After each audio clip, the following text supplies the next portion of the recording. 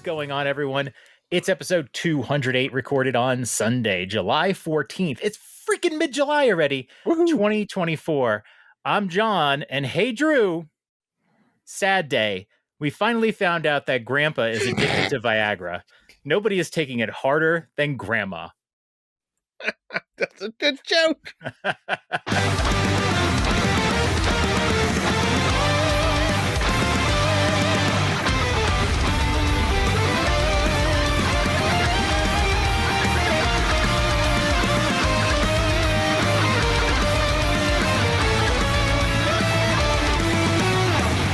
What is up, everyone? On tonight's show, we discuss Nintendo and AI.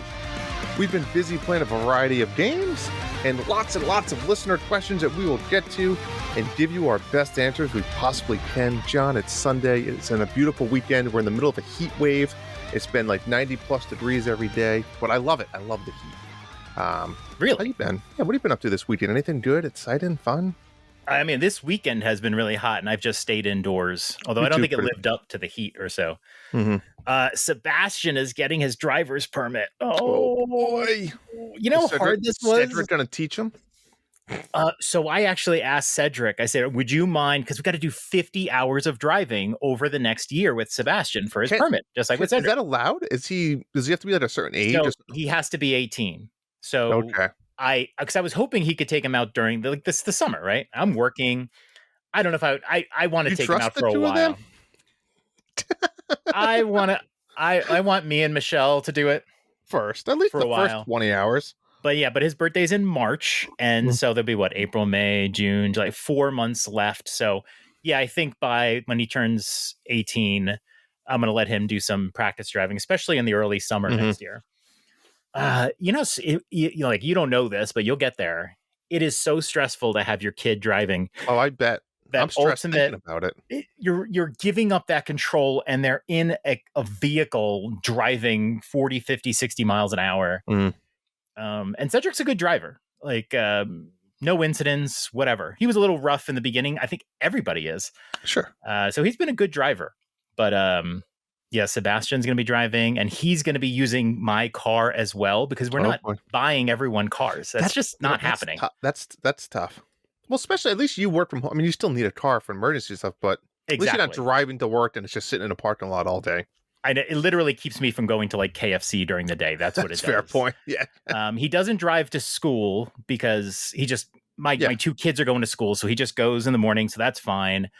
And next year when he's away to college, he's not going to have the car anyway. So it actually works out. Okay. But you guys have 3 cars, or two? No? Oh, Cedric uses yours as well. Yeah, we have the minivan, and then I have my Honda, which is my car and Cedric's car, and now the family. Now it's everybody's car. Yeah, the boys' car. It's freaking stressful, and I can't believe I have to start this 50 hours again. But here we are. I think he'll be a really good driver, though. I do trust him. It's scary, man. It's scary. Yeah, hopefully Melody doesn't drive till she's 20. She's like, Dad, I'm good. I don't need to. She does. She's definitely not excited about it. Sebastian's been excited about it. She is not. She doesn't care. So, well, we might have to push her to do it. Yeah. All right. Go get your license. Yep. I hope she's pretty good. So aside from the heat, what are you up to?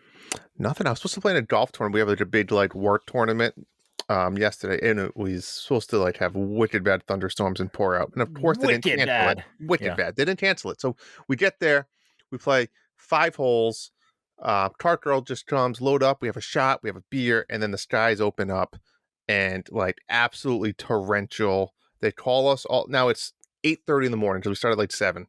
They call us all in, and they're like, well, we're going to do the raffle prizes and have lunch now, and then we might go back. I said, it's 8:30. What are we having for lunch? Lunch? He said, oh, we're going to have a nice Italian buffet. And I was like, what? It's 8:30 a.m. So they did the raffles and stuff, and then they were like, oh, they're starting to bring out the food soon, and then well, the course is now closed. Everyone, we're not going to be playing. I said, I'm going fucking home. I don't want to eat Italian food now at 9:15 in the morning. I'm all set. But that kind of sucked. So now we have to reschedule that. Besides that, I don't think I didn't leave the house all weekend. I came home late Saturday morning, and we just kind of hung out. We did a lot of stuff around the house. Swimming and just trying to, it was nice. I need to cut the grass, but I was like, I'm not going to do it. not going to do that today. It's too hot. It's too hot. And I just don't want to. I just said I'm going to do nothing. So yeah, we had a nice relaxing weekend for once. No stress. Nice. So My brother who lives in New York has plantar fasciitis. I don't know what that is. And my brother is, how old is my brother? He's like 60. And he has plantar fasciitis, but he just refuses to just like sit down. And he was like doing yard work for 4 hours today and then whining to me that his foot was killing him. And it's like, stop doing 4 hours of yard work. Like, stop. Like, Jesus. It's a lot. But yeah, like when it's hot, it's just, I didn't mow this weekend. I'm going to try to mow tomorrow or something like that. It's just not worth it. You don't want to have a heat stroke. Nope. All right. Well, let's get on with it. What is coming out soon? Drew, it's finally a good Nintendo age. I have been waiting for these 2 weeks for a long time to roll into some stuff. This is one of the best release windows in a long time for the Switch. First up, we got Teenage Mutant Ninja Turtles Splintered Fate. Can we talk about this one? Because I'm confused, right? There's absolutely not. Moving on. I have some questions. So there's the art. So my wife and I were looking for a game to play this weekend. I just told her we were home all weekend. I'll get to that later. But we were looking on the eShop. We saw like the new Turtles game, the arcade game. Like that's the mobile game that they turned onto the Switch. Splintered Fate? No, I thought one just came out. Maybe. Is it this? Well, Splintered Fate comes out, in a few days? No, but there's one that I thought came out like within the last 30 days. A Ninja Turtles game? I thought so. Am I wrong? So they did announce a new one. Maybe that comes out in October. That is, what is that one? That one is... Maybe Splintered Fate legit wasn't out yet, even though I tried. Yeah. So it's really confusing, and I don't know why they're doing, but there's Ninja Turtles Mutants Unleashed, which got announced last week. That comes out in October. That is a completely different game than Splintered Fate. I made a point. It is very unusual for 2 games in a franchise to be kind of released. Like, that's why, like, when Nintendo's putting out a Zelda game, you know that there's not going to be another Zelda game for a while. They don't want to confuse people. This is not the game I was looking at. Splintered Fate is the roguelike. That one looks kind of nice. Yeah. I love the idea of a roguelike with the Ninja Turtles. It didn't look great. But it's a mobile game. I think it's on Apple Arcade, so you can actually try it for free if you want to. I think it's on Apple Arcade. It must be what I was looking at. Yeah. I don't know if that's a you and Amy game, though. Yeah. Is it? I don't think so. What is a you and Amy game is Nintendo World Championships NES Edition. Ooh. July 18th, you guys can race to get the Goomba. Wrath of the Mutants. Wrath of the Mutants. When did this come out? That's what I was looking at. And this game didn't look like it was on my alley. No way that came out recently, because that would be insane that there would be. April 23rd. That's not that old. Okay, but that's 3 months ago. Three months ago. July. Yeah, you're right. Anyways. There's too many Ninja Turtle games coming out. I digress. Nintendo World Championships NES Edition. We're going to talk about Monthly Mayhem that's starting this week. You are going to want to participate in this. This is going to be a lot of fun. It's going to start up on Thursday when this game comes out.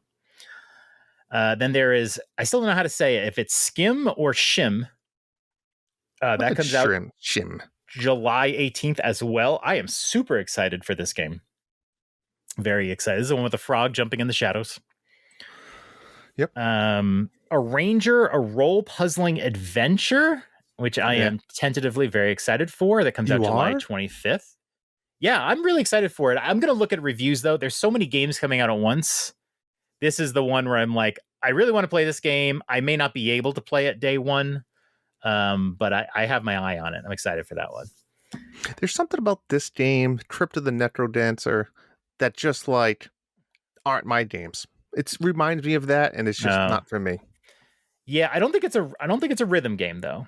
No, it's not, but it's the same. I don't know. There's something about it that just... Yeah, like you can't just chill and move. You have to think about your motion. Yeah, it's kind of that grid-based, if you think about it, that kind of... Yeah. Yeah, I'm going to keep my eye on what people think. I probably will not be playing this or Shim on day one, but I want to play them really badly. I'm excited for them. And then July 25th is Disgaea 7 complete. So really good mid to late July. Very exciting. Lots of cool stuff. Probably a lot more, but I'm just picking out what I think are the highlights. All right, let's talk about what we've been playing. Let's do it up. Drew, I'll start with just a couple of updates. I did finish Like a Dragon Infinite Wealth. I got through the last 8 chapters really fast. Like really fast. I finished it up late last night, very late last night, way too late, maybe 1:30 a.m. late last night. Oh boy, that's not like you. So is this something you couldn't put down, or you just kind of wanted to get it done with? Part of it, I did enjoy it. I had my little critiques. I think there's way too much dialogue and too much reading shit. It's so dialogue at 12:30 in the morning sounds miserable. Yeah, no, I was skipping all of the side stories. So you weren't loving it. Like you weren't like, this is like I'm finishing this because I'm so into it. Well, what happened was I got to the final boss and he just kicked my ass like 2 or 3 times. And I was like, when you fight a boss and you're like, I am clearly just not powerful enough. It's not my skill. It's every time he hits me, I die. And it was like, so I had to go through an entire building to get to the boss, but I couldn't grind once I got to the boss. So I had to go back to when I was beginning the building and then just go around town. And I said, okay, it was like, it's about 10 o'clock last night. And I said, I'll spend an hour and just grind. I'll put a podcast on. I will just grind for an hour. That hour became like an hour and 45. And then I was like, okay, I think I've grinded enough. I was actually over leveled from where, anyway. And so then I go in the building and I was like, well, let me just see how hard the building is now. Maybe it's easier. And it was easier. And I kept going. And I was like, well, let me get to the boss and I'll save it. And then I get to the boss and I save it. And it's like 1 a.m. And I'm like, okay, let me just try the boss to get an idea if I'm strong enough to fight the boss. I'll be able to tell right away how hard I hit him, how hard he hits me. And I started doing that and I realized, oh, I can win this. I am now strong enough. And so I beat the boss.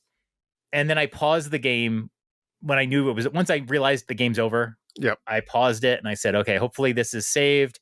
And tomorrow morning I'll just watch the epilogue. And that's what happened. So yeah, I enjoyed the game.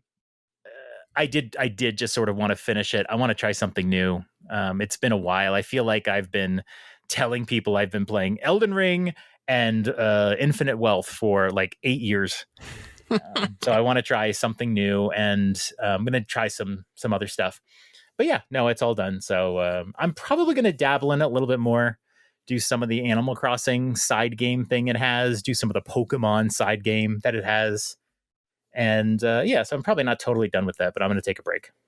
Nice. Yeah, I did. And I did the previous game just before I did Infinite Wealth. So I have been in this game for quite a while.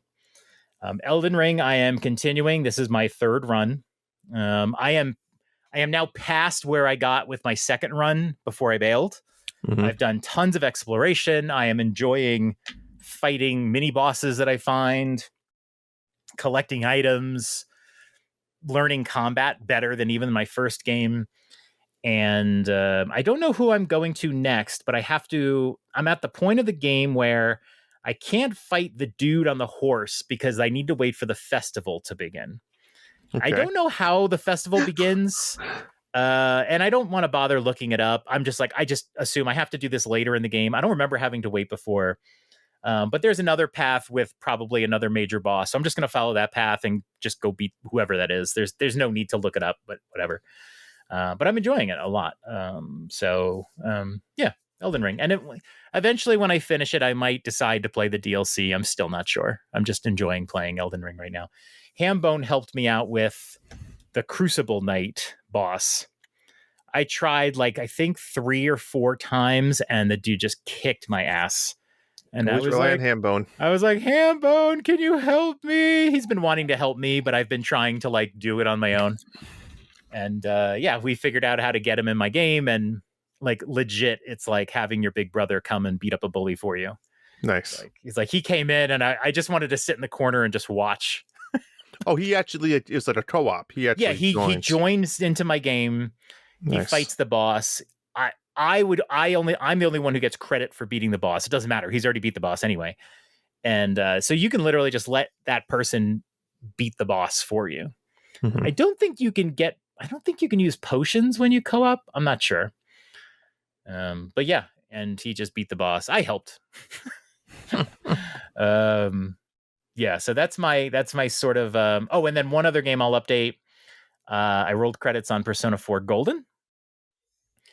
I got the bad ending again, for fuck's sake. The whole reason I was replaying this game That's kind 8 of years funny. later It's kind was of funny. because I got a bad ending, and I got the bad ending again.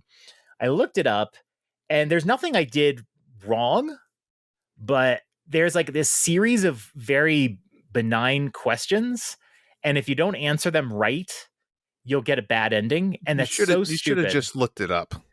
Well, I mean, I looked it up when I got the bad ending. I was like, what the fuck just happened?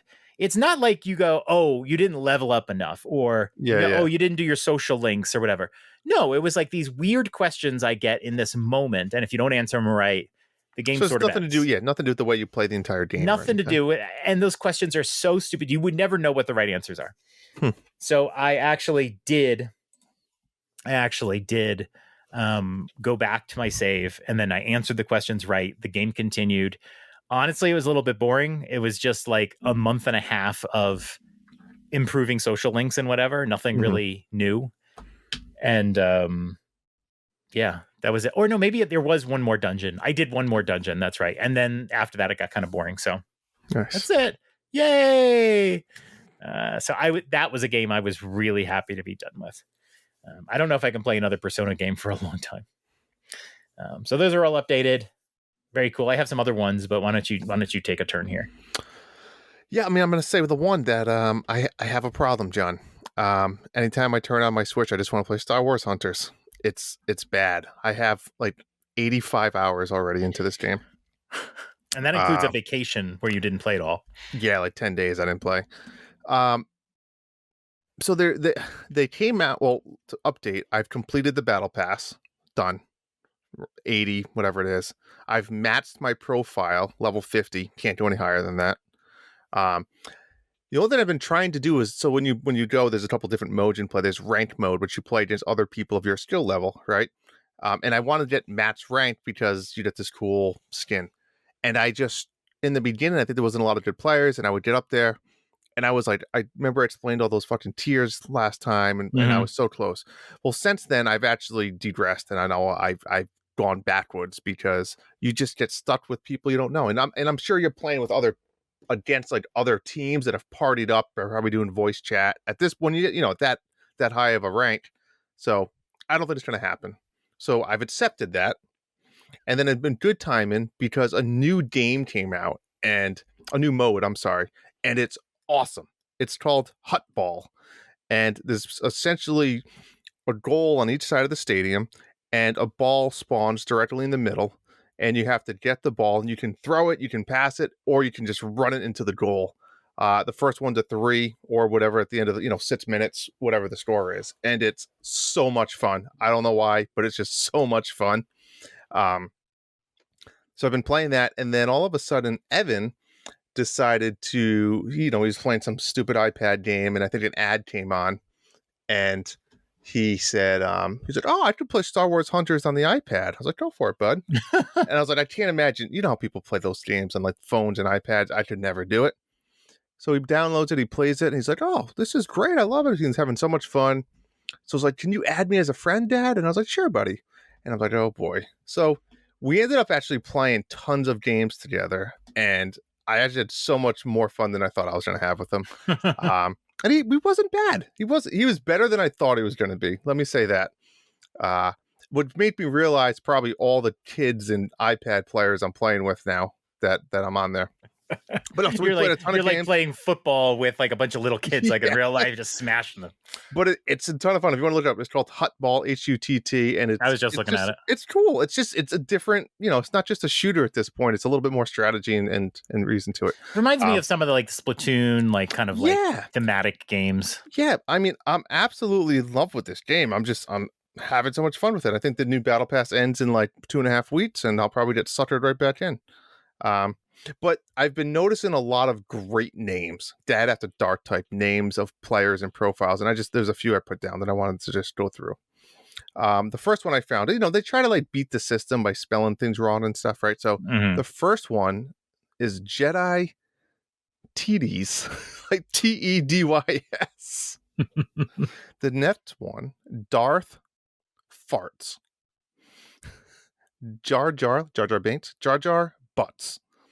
The last one of my favorite ones, Chewy, like Chewbacca, Chewy Nipples. Ew. It's been fantastic. So Star Wars Hunter's been playing the shit out of it. Um, I love it. I can't get enough of it. I mean, I hate to say it, it's probably literally might be the game of the year so far for me.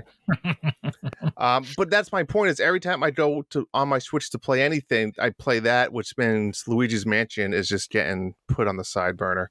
I'm in the fourth world now of Luigi's out of five, I want to say. I'm in like the mines now, where it's like kind of snow and there's mine carts and stuff like that. I will say this. I know Marty's a big component of this game. I do agree. The game itself is Wait, what did awesome. you just say? What did you say? Marty's been pushing this game quite a bit. He likes Oh, it. okay. I said he's a big component of it. Yeah. What does that mean? Big component. He's a big component of it. He enjoys it. I don't know. He pushes it. He's a proponent. Depends. He's a big proponent. Sure. I was so confused. I was like, Marty's a component in this? you fight him, actually. That would be awesome. Yeah, I do love how you can kind of change up the different worlds. It is not a traditional Luigi's Mansion game, but it looks visually fantastic. It's fun. It's just Star Wars Hunters is in the way. I will finish it eventually. I do still hate the stupid little. I wish you had like one giant mission within each world. That's it. I don't need the little side quest shit that goes back. There are definitely two camps of people playing this game. There is definitely one camp that's like, I love, like Marty loves Luigi's Mansion 2, and he's like, y'all, if you haven't played Luigi's Mansion 2, you need to be playing it. Like he was saying, none of my friends are playing it. And then there's the camp of, this game blows because it constantly pulls you out of the mission to talk you to death and then bring you back. And you don't feel like you are completing a mansion. It just feels like the levels regenerate, and there's definitely two camps. It's really helping to reveal what gamers like, individual gamers like. I mean, I do wish it was, like I said, the 5 areas are fine, but I wish they didn't pull you back. Like I would have liked a kind of a medium split between the two. Right. Then I think it would have been a really solid game.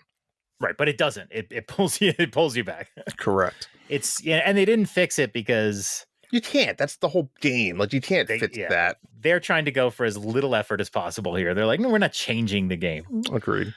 I have 2 more. Why don't we go back to you? And then I'll go back to me. Yeah. So I started playing A Little to the Left, Seeing Stars DLC. Nice DLC. Yeah. This was a $9 DLC, but I did not hesitate. I almost forgot about it because they had game like every day for a year. Was that this game? No, that was the minute game. No, it was this game. It was this game. Yeah, I was doing the daily tidy. I was supposed to do it for a whole year, and then they cut it down to like 100, and then that was it. I was like, cool, I'm done. Yep. The best update ever. Yeah. So they announced the DLC, and they didn't. Did they announce the date? I can't remember if they announced the date. No, they I can't remember. They announced the DLC. I was really excited. I went to pre-order it, and you couldn't pre-order it, and then I forgot about it. And I didn't remember it until like 6 or 7 days ago. So very dangerous. I feel like whenever anything is in a direct, it should definitely be pre-orderable that moment. It's kind of silly for it not to be. Yeah, I agree with that. So I almost forgot it, but I needed a game to play. And I was like looking at a different game I'll talk about in a second. And then I was like, it just hit me. I was like, oh my God, little to the left. And I was like, yeah. So Seeing Stars is the second DLC now. I can't remember the name of the previous DLC. Oh, it's like Cupboards and Drawers. That DLC, don't get me wrong, I loved A Little to the Left. That first DLC was better than the whole game. It was so well done. And this DLC, I would say, is maybe in the middle, maybe a little bit not as good as the base game. So there's 100 stars. And there's probably about 30 to 35 levels. A lot of them have multiple solutions, which I think is like really like one of my favorite parts of the game. There's multiple ways to organize the screen. But some of these levels have like 5 solutions, and it gets a little exhausting. You get a little bit tired of, at 5. It's a little insane. I like 2 or 3, but that should be it. Some of the levels are insane. They're so good. There's one level where I swear there was like 40 figurines on the screen, and you're like, what the fuck is this mess? And it's like, I gotta organize this in a rectangle. Like, what? And you just start moving things around, and they snap into place when they're right. And it gets easier and easier and easier as you have more things. And it's so soothing. They're not doing what I think was the annoying level in the base game, which is you're not organizing the stuff. You just have to make everything symmetrical. That there was a few levels like that in the base game, and it was just dumb. It was like, so you can really put things anywhere you want, but they have to be symmetrical. Mm-hmm. So that doesn't exist at all. This is all about organizing, and I really like it. I rolled credits on it. I have about 55 stars though, so I'm trying to get more stars. I don't want to look anything up, but my daughter's really good at it. So I have every so often I just bring her my Switch and say, "Can you figure this one out for me?" As I talk, my Switch is upstairs, and Michelle and Melody are both messing with it, trying to get more stars. On your account? Yeah, on mine. When you get 50 stars, you can unlock a bonus level. And then when you get 60, 70, 80, 90, 100, you unlock. So I'd like to at least unlock the 60. It's a great Netflix and chill game. You don't need the volume on. Okay. It is a little exhausting when some of the levels have 5 solutions. And then what really sucks is if you have somebody help you and you've already found 2 or 3 solutions, then when they play, they're like doing a solution and you're like, oh, I think I already did that one. Mm-hmm. You know what I mean? Like it's just hard to keep track of it. So I feel like they shouldn't do this 5-star thing anymore. But it's really good. It's $9, came out June 25th. I hope they keep doing more DLCs. I really love this game. They did not add any to the daily tidy. I tried that once. There's no like new daily tidy. So if you're curious, just the DLC. So little to the left, seeing stars. Nice. Pong to you. Pong to me. So like I said, Amy and I were looking for a game. We looked for a few things. We love playing little co-op games. I never finished Pikmin, and to be honest, it's I think I overdid Pikmin. Like I played 4, and then I went straight into 3. Yeah. Did you not roll credits, or no? We made it pretty far. I don't know what happened. Wow. But I didn't want to get back into it. I had no interest. We looked on the eShop. We looked at Unravel. Did you ever play that one? Yes. Was that one good? I didn't finish it. I think it's good. Unravel 2 is co-op. That's probably the one you want. Oh, really? The first one's not? The first one is not co-op. That could have been a mistake then. 99% sure. The second one you both play at the same time. We ended up going with, which definitely is co-op, It Takes Two, John. You know this game very well. I think you and Michelle played it, right? We played through it, yep. It's fantastic. Mm-hmm. We're loving it. We're at the part, I think we're pretty far, a little over 3 hours in. We're at the part we're just about to leave the tree. We did all the wasps. We fought the big wasp robot. We're on the airplane. I think we're going to the house probably next, I'm assuming. We did all the shed stuff. We did all the tree stuff with the squirrels and the bees. It's a great game. If you never played it, right? So it's a great little story about a husband and wife kind of like going through some tough times in life, right? Their daughter's involved, and then they get turned into these dolls, and they just have to work together. And that's the cool part, is they each have different skills kind of to work together, and each level it changes it up, which I do like because those skills vary from level to level. And it's a lot of fun. It's a cool little story. And we're enjoying it. You know what I love about it though? There's no collectibles. You have to go off the beaten path. Well, maybe there is. I remember there are collectibles. There's some secrets you can find. I don't remember how Okay. many. I'm having trouble The only remembering a secrets I lot. really found was you can find like mini games where it just means nothing and you play against each other. Yeah, there's the mini games. There are. I know at one point you can find the two dudes from A Way Out, which is the previous game that this company did. Okay. There are some hidden spots you can find. I couldn't tell you how But many there's or not like whatever. you don't collect any currency or there's no Yeah, like no currency. find the 5 hidden gems in the level. There's none of that. Hmm. It's just play the level and you can die unlimited. You just can't both die at the same time, and that's when you kind of go back to your previous save point. It's just enjoy the game, play the game, but it is hard. There's some very difficult parts in the game, but it takes two. Really enjoying it. Yeah, it's a really Um, good game. the other thing I want to talk about really quick is something called Lord of the Rings Adventure Book Game by Ravensburger, which is a very famous puzzle and board game company. Uh, I went on a whim. I don't know if I was just on Amazon. This came across my feed or something, but this is a single or cooperative board game. I've never played one of these. Have you ever played one of these? I don't think so. No. So this is a game that you play by yourself, and you just have Like solitaire. yeah, a little bit more complicated than that, Oh, John. okay. All right. And it's just you have objectives and stuff, and it's you either win or you lose. So this game is broken down into 8 chapters, and just like Lord of the Rings, the idea is you go through kind of the story, and it's awesome. So each chapter they say takes like 20 to 30 minutes, and if you beat the chapter, it carries over, and if you lose your objectives, you have to restart that chapter. But there's also something like the Eye of Sauron up top where you have to move parts along certain things that might happen. And if that gets to the end, you lose the game and you have to start over from chapter one and you can't win. Now, I played chapter one this evening and then I can kind of save it and I can go do chapter two next time I want to play it. Uh, it's just a ton of fun. Each chapter is, like I said, unique, and there's challenges you have to do throughout that. And once you complete all the challenges, then you beat the chapter. It revolves maybe, and each turn there's like a set of 5 actions you have to do. Like you can move yet 1 or 2 characters 0 to 2 spaces. You have to draw a card. You have to roll the dice.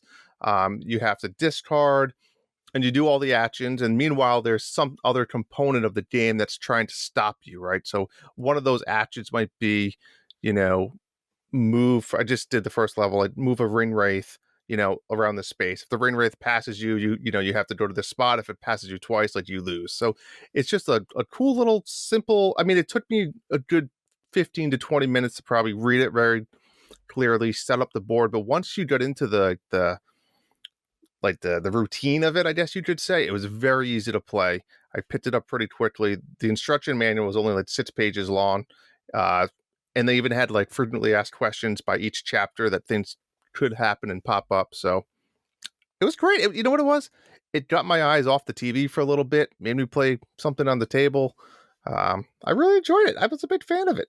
So Lord of the Rings adventure book game. I did it on Amazon, fairly cheap. It was less than $30. And like I said, so what I like about the chapters is it's like think of like a child's like board book where it's like the hard cardboard, and that's the game board. So like chapter one, you literally turn the page, and that's the board. It has all like the special rules for that chapter. Now, when I go to chapter two, you turn the page again. It's a new board. It looks different, and there's new challenges and rules all right there. And like I said, you have decks of cards, you have little game pieces, you have a bunch of little tokens, and I enjoyed it. First time I ever played it. I want to ask you the hardest question you probably got in your life. You ready for this? I'm ready. Okay. Is there anything Lord of the Rings you didn't like? Because I No, don't think I've heard of anything. doesn't exist. Doesn't it? You slap Lord of the Rings on anything, it's Like fantastic. you want to play Gollum, and I think I authentically think you would love Gollum.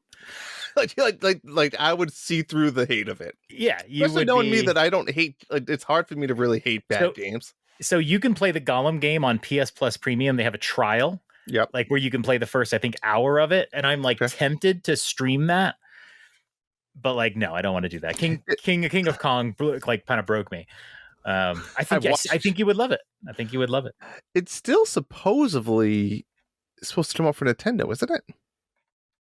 I think they canceled that. Remember they canceled that Oh, because it didn't go well. Like they were like, all right, forget it. Like if I guess the only other thing would be is if with the Game Pass stuff, if it comes to Amazon, like it said, I think you'd probably play it there. Maybe I mean, you can figure that out, but I should figure it out. I envy your love. I appreciate you. The never disappointing love of Lord of the Rings.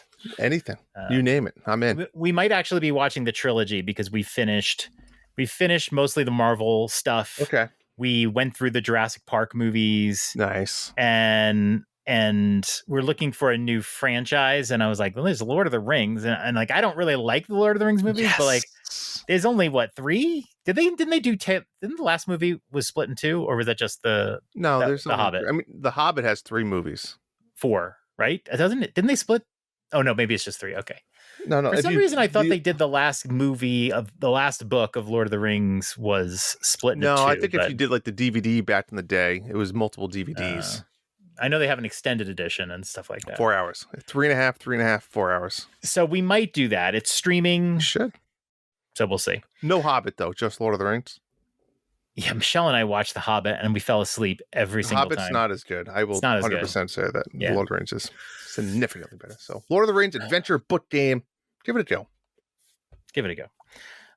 I finally got to Teenage Mutant Ninja Turtles Shredder's Revenge DLC. Yes. Is this that little roguelike? Not really. Just Dimensional.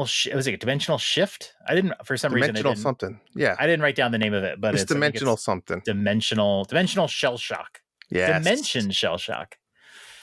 So I finally got to this one. I never bought the original game.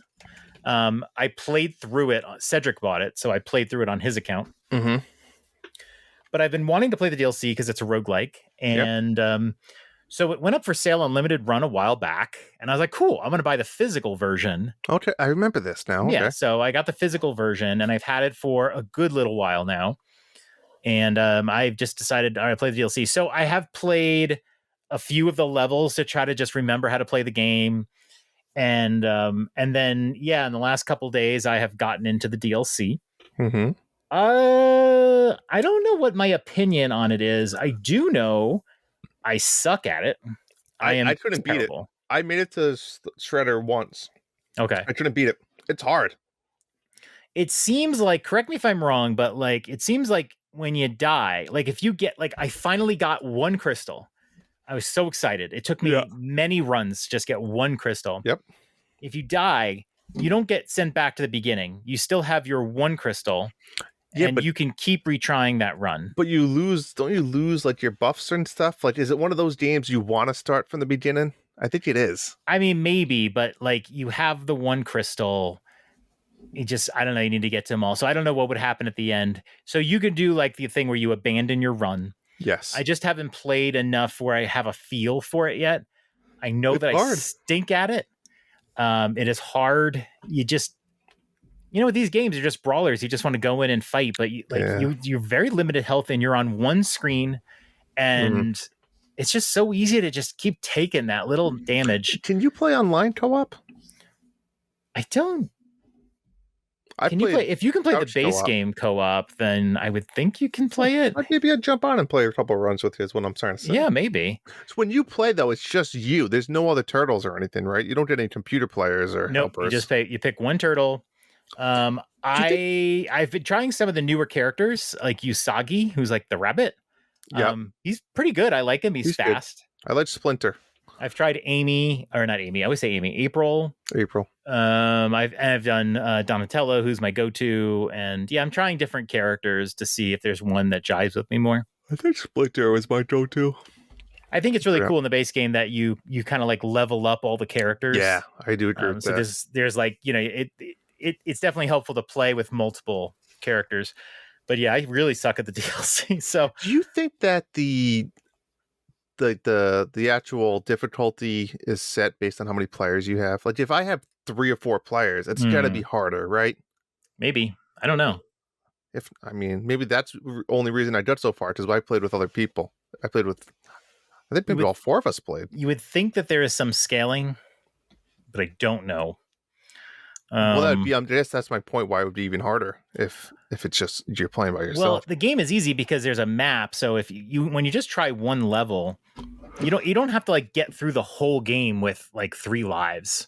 Correct. So you just have to get through the level, and then once you unlock the level, you're good to go. So getting through the game is fairly easy. It's not like Turtles in Time or something like that. Yeah. Gotcha. I do want to try to finish the game again and upgrade some characters and find all the secrets and whatever. Some of the challenges are hard, like beating levels without getting hit.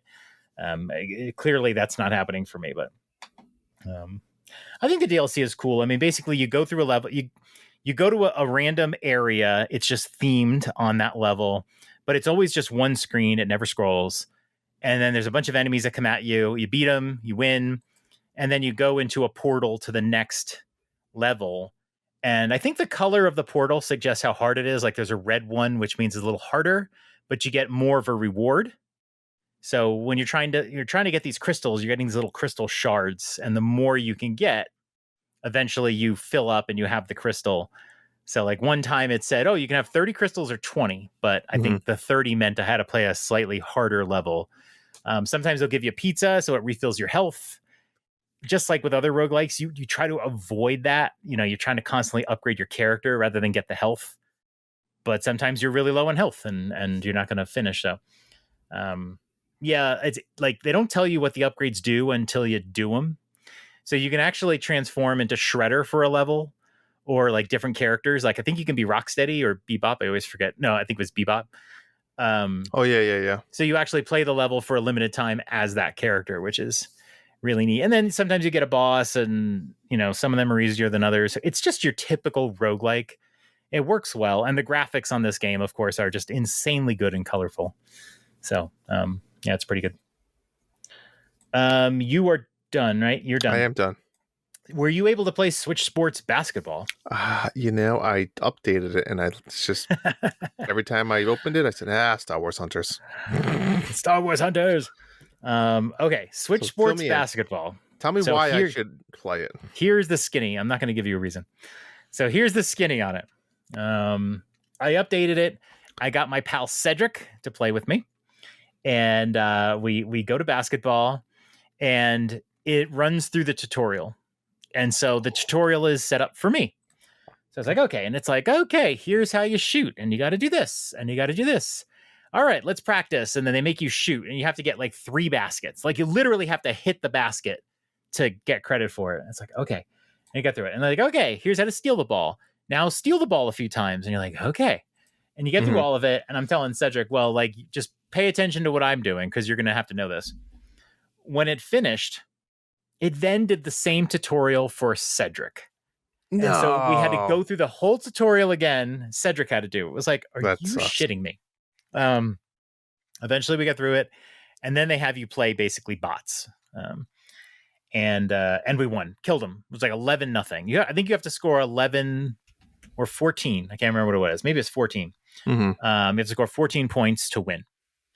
We did that, and then we went up against real people, and we just got the shit kicked out of us. It was ugly. First of all, I just want to say, my son is 17 years old. He is a teen. He's a boy. He does not pass the ball to me. Like, he will not pass the ball. It's one of those games where I wasn't sure where you were going with that. you really have to pass the ball to be effective. It's like any sport, right? You got to pass. You got to get open. You can shoot. He just will not pass the ball. He just always shoots. Then I will pass him the ball and we'll get some points maybe, and then he'll play and then he won't pass the ball. So it breaks down into, you can steal the ball, you can block a shot, and you can shoot. It is really hard to get a shot off unless the person's just completely thrown off, because you have to press the trigger in order to get to the shoot screen, and then you have to basically hold it and then like bring it up and then shoot, like with the Joy-Con. But like, if on defense, if you are ready when they get to the shoot screen, you basically just wait for them to jump, and then you jump. And there's nothing you can do as an offensive player. Like, you can't pass while you're in the air, and you can't like just land and not shoot the ball. So it's kind of frustrating from that point of view. Passing is you have to pass, but you can only pass when the person gets open. Okay. For the most part, the strategy online is everyone just shoots 3-pointers. You get the ball, you have your partner who you can pass to, and we just shoot. Just I mean, I don't know. I don't know what the strategy is, but we played 2 games. We got crushed in both. I kind of lost interest. My son wouldn't pass me the ball. It was very sad. But I did. So there isn't a new catalog of clothes. Like there's no there's basketball nothing clothes. else. So they just added the game. Yeah, but after we finished the first game, they gave us a basketball outfit. Okay. That's how they do it. So there's no like Thursday catalog anymore. They're done with it, but they did give you basketball clothes. So that's what you get, and that's it. So Okay. that's it. I don't know if I'll play again. Cedric is up for playing again. Wait, what about the 3-point contest? There is a 3-point contest. I need to try that. I was more interested in just playing it and see if we can get ranked and see if you can earn some clothes. At this point, I don't know what my motivation is, but maybe I'll try it again. And if I can get Cedric to play with me, that's fun. But it's not super attuned. It feels very sort of one note.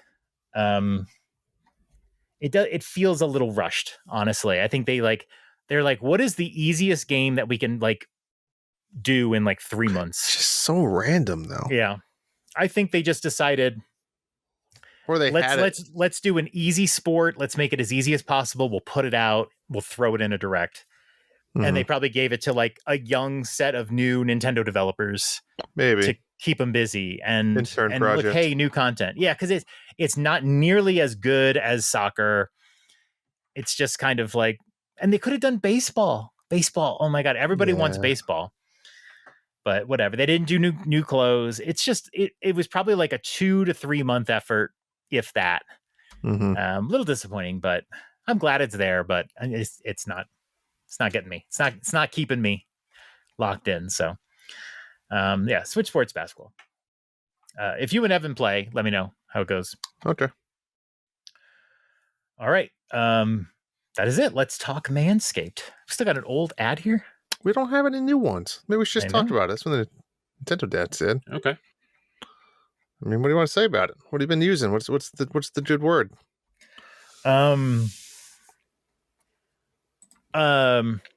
Unrelated, but I would like to gift my son a Manscaped. I still have one of their latest packages that Manscaped sent, the 5.0, the Lawnmower 5.0. Okay. My son's 17. I'd like to give him a Manscaped. How do you do that? Does it feel awkward? Would you give Evan one? I mean, 7. I kind of want to gift it to him because it's just sitting on my cabinet. Oh, how do you say to a child, here, this is to shave your pubes? Like, what is the way? Manscaped is a great product. They don't really tell you how to give it to your kids. Hey, but Cedric, this is, I got these because of the podcast. This is an extra one. I don't use it. It's used to shave all parts of your body. Hey, no, bud.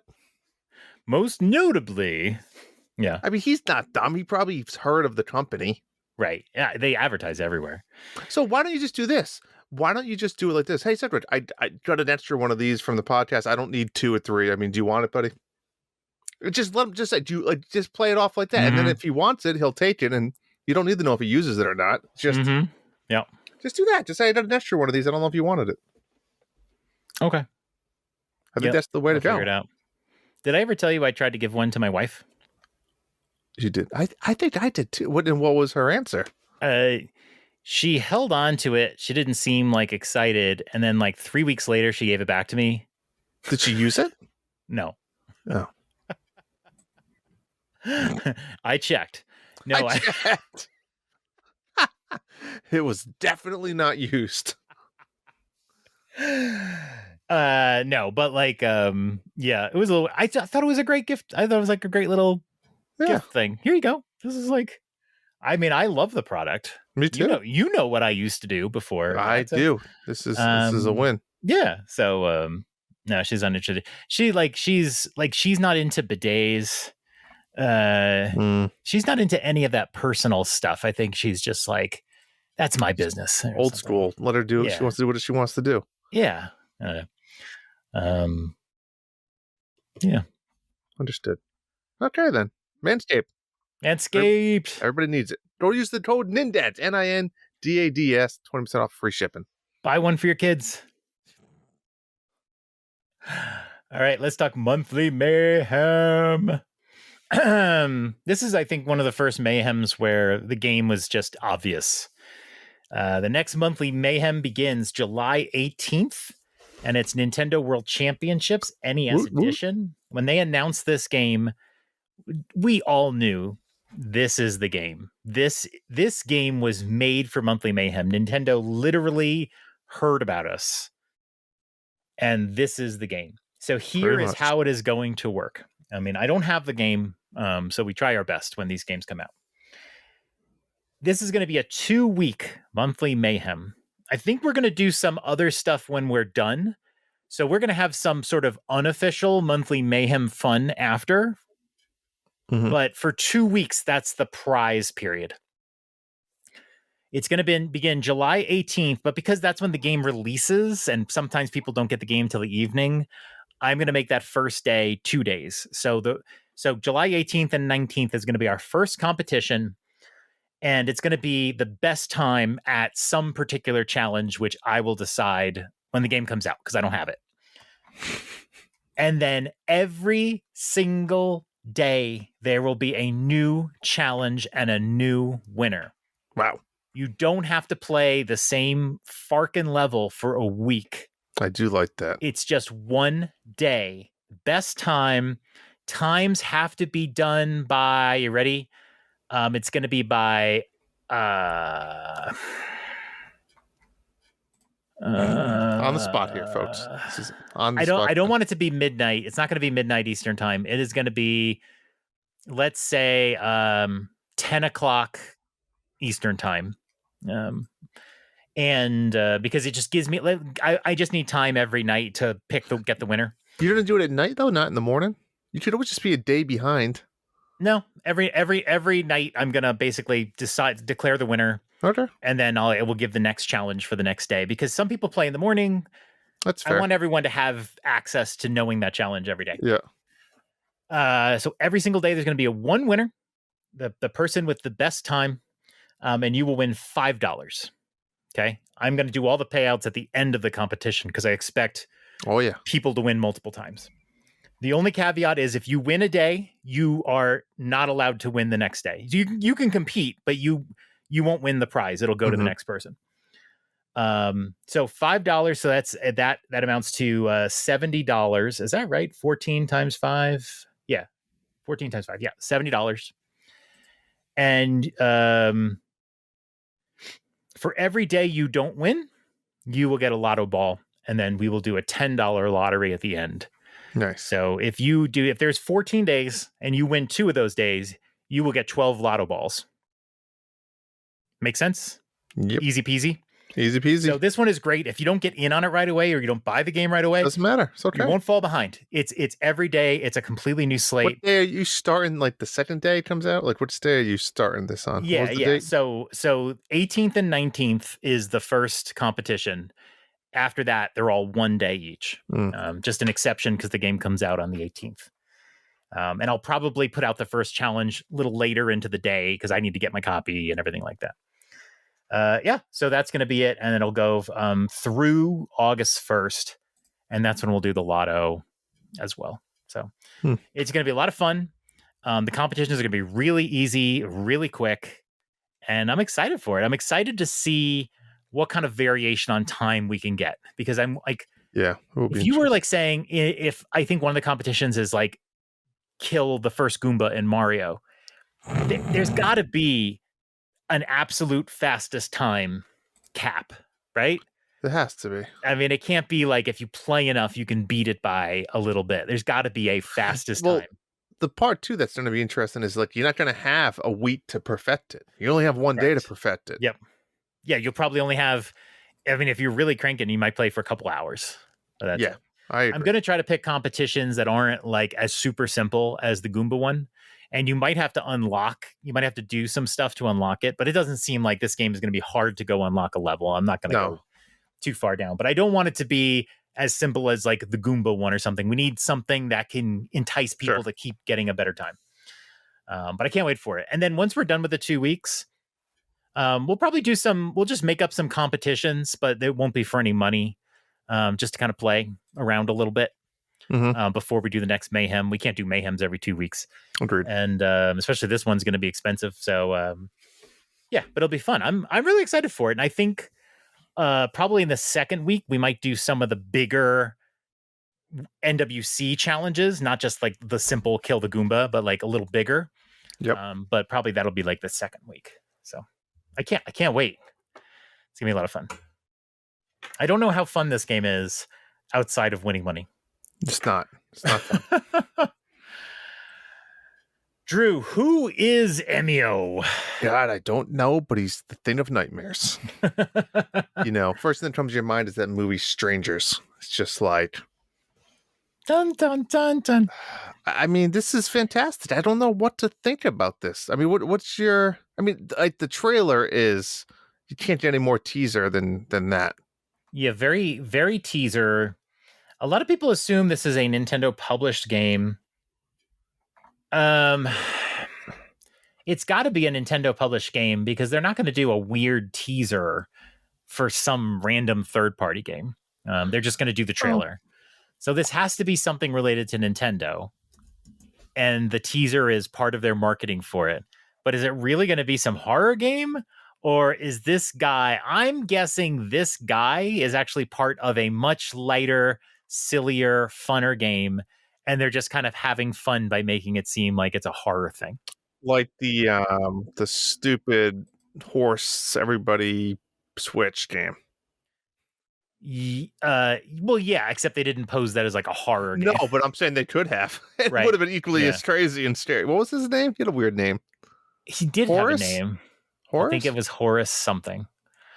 Yeah, I think either this person will take off their mask, or it'll just be like kind of like a Tingle-like character in maybe it could be a character that's in Echoes of Wisdom.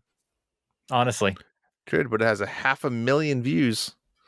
in fact, I'm going to make that my prediction that this is a character from Zelda Echoes of Wisdom. That will it be a profile pic? Can I get that from my little icon? Oh yeah, that'd be nice. Yeah, in the Echoes of Wisdom when it comes not out. in Echoes of Wisdom. It's crazy. So Darth Platypus writes the show.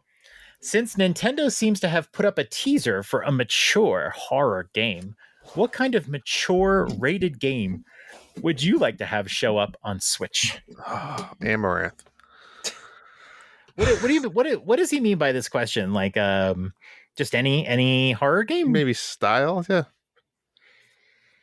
I mean, I would like to see The Quarry come to Switch, honestly. But is that a mature rated game?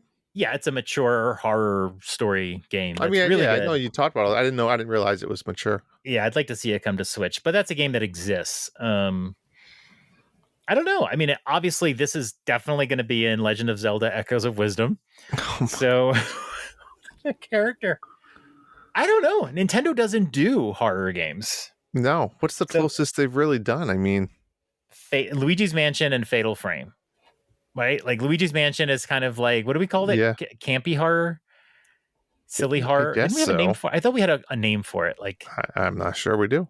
Clearly, it's not horror. It's like child friendly horror. I guess it doesn't. Nintendo doesn't stop third party from putting in these types of games, right? So it's if Nintendo was very concerned about their image of having only kid and family friendly games on the Switch, then they wouldn't allow other companies to do these types of games, right? So Correct. I don't think it's that odd if Nintendo wants to dabble in this genre. They just never really have. Right. I mean, I guess the first question is there audience for this on the Switch? Oh yeah. I mean, it's got 500,000 views. Yeah.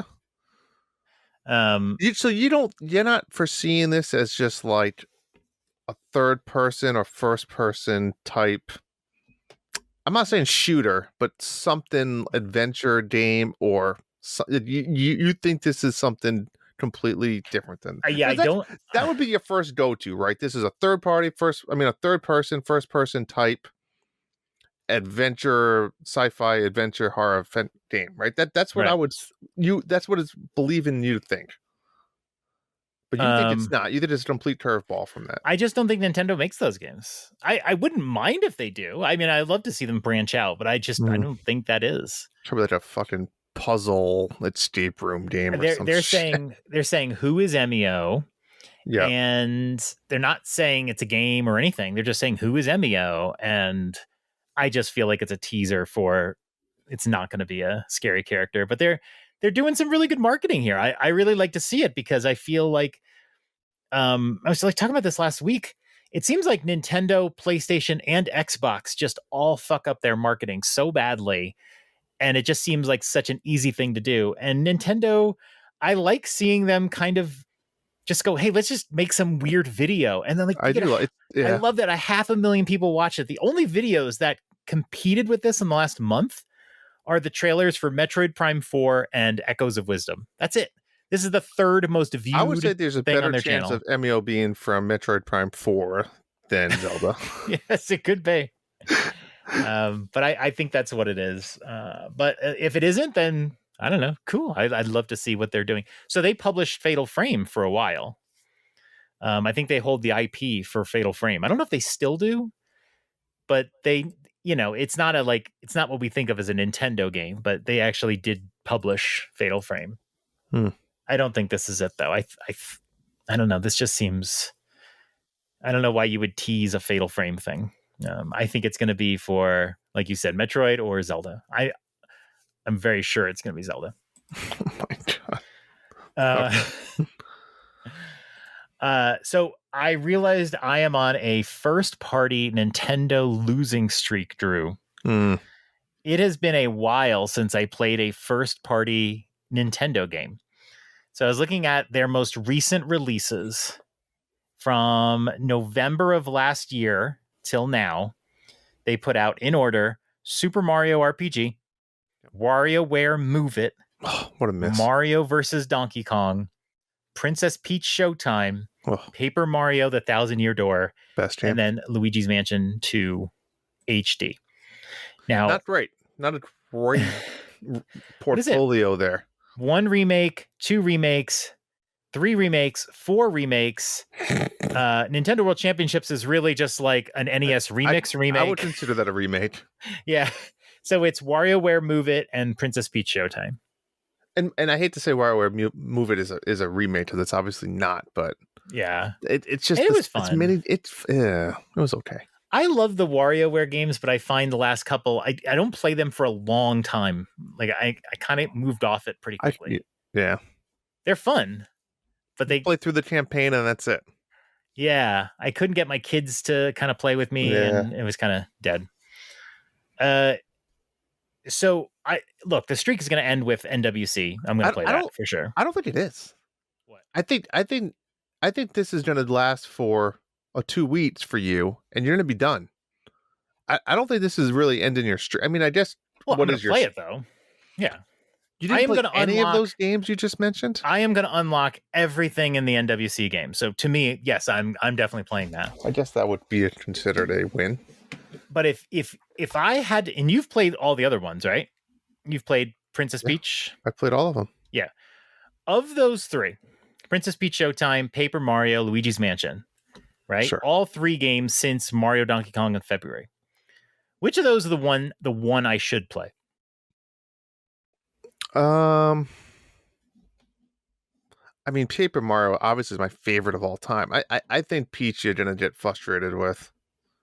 Have you watched any? Did one of your kids or did Michelle play Peach? Michelle played through it. I didn't really watch her. What was her thoughts on it? It was fine. She wasn't blown away by it. Yeah. But if you've never played Thousand Year Door, you should owe it to yourself to play it. I definitely have, but I didn't play it on Switch.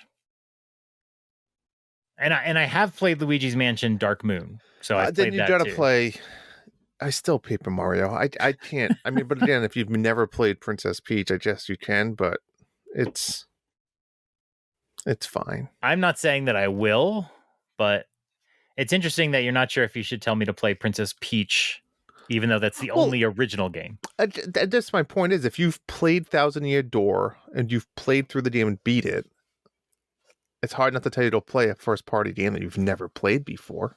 Right. You know what I'm saying? I mean, Paper Mario is by far the superior game of those three. I think you ask anybody, they'll tell you that.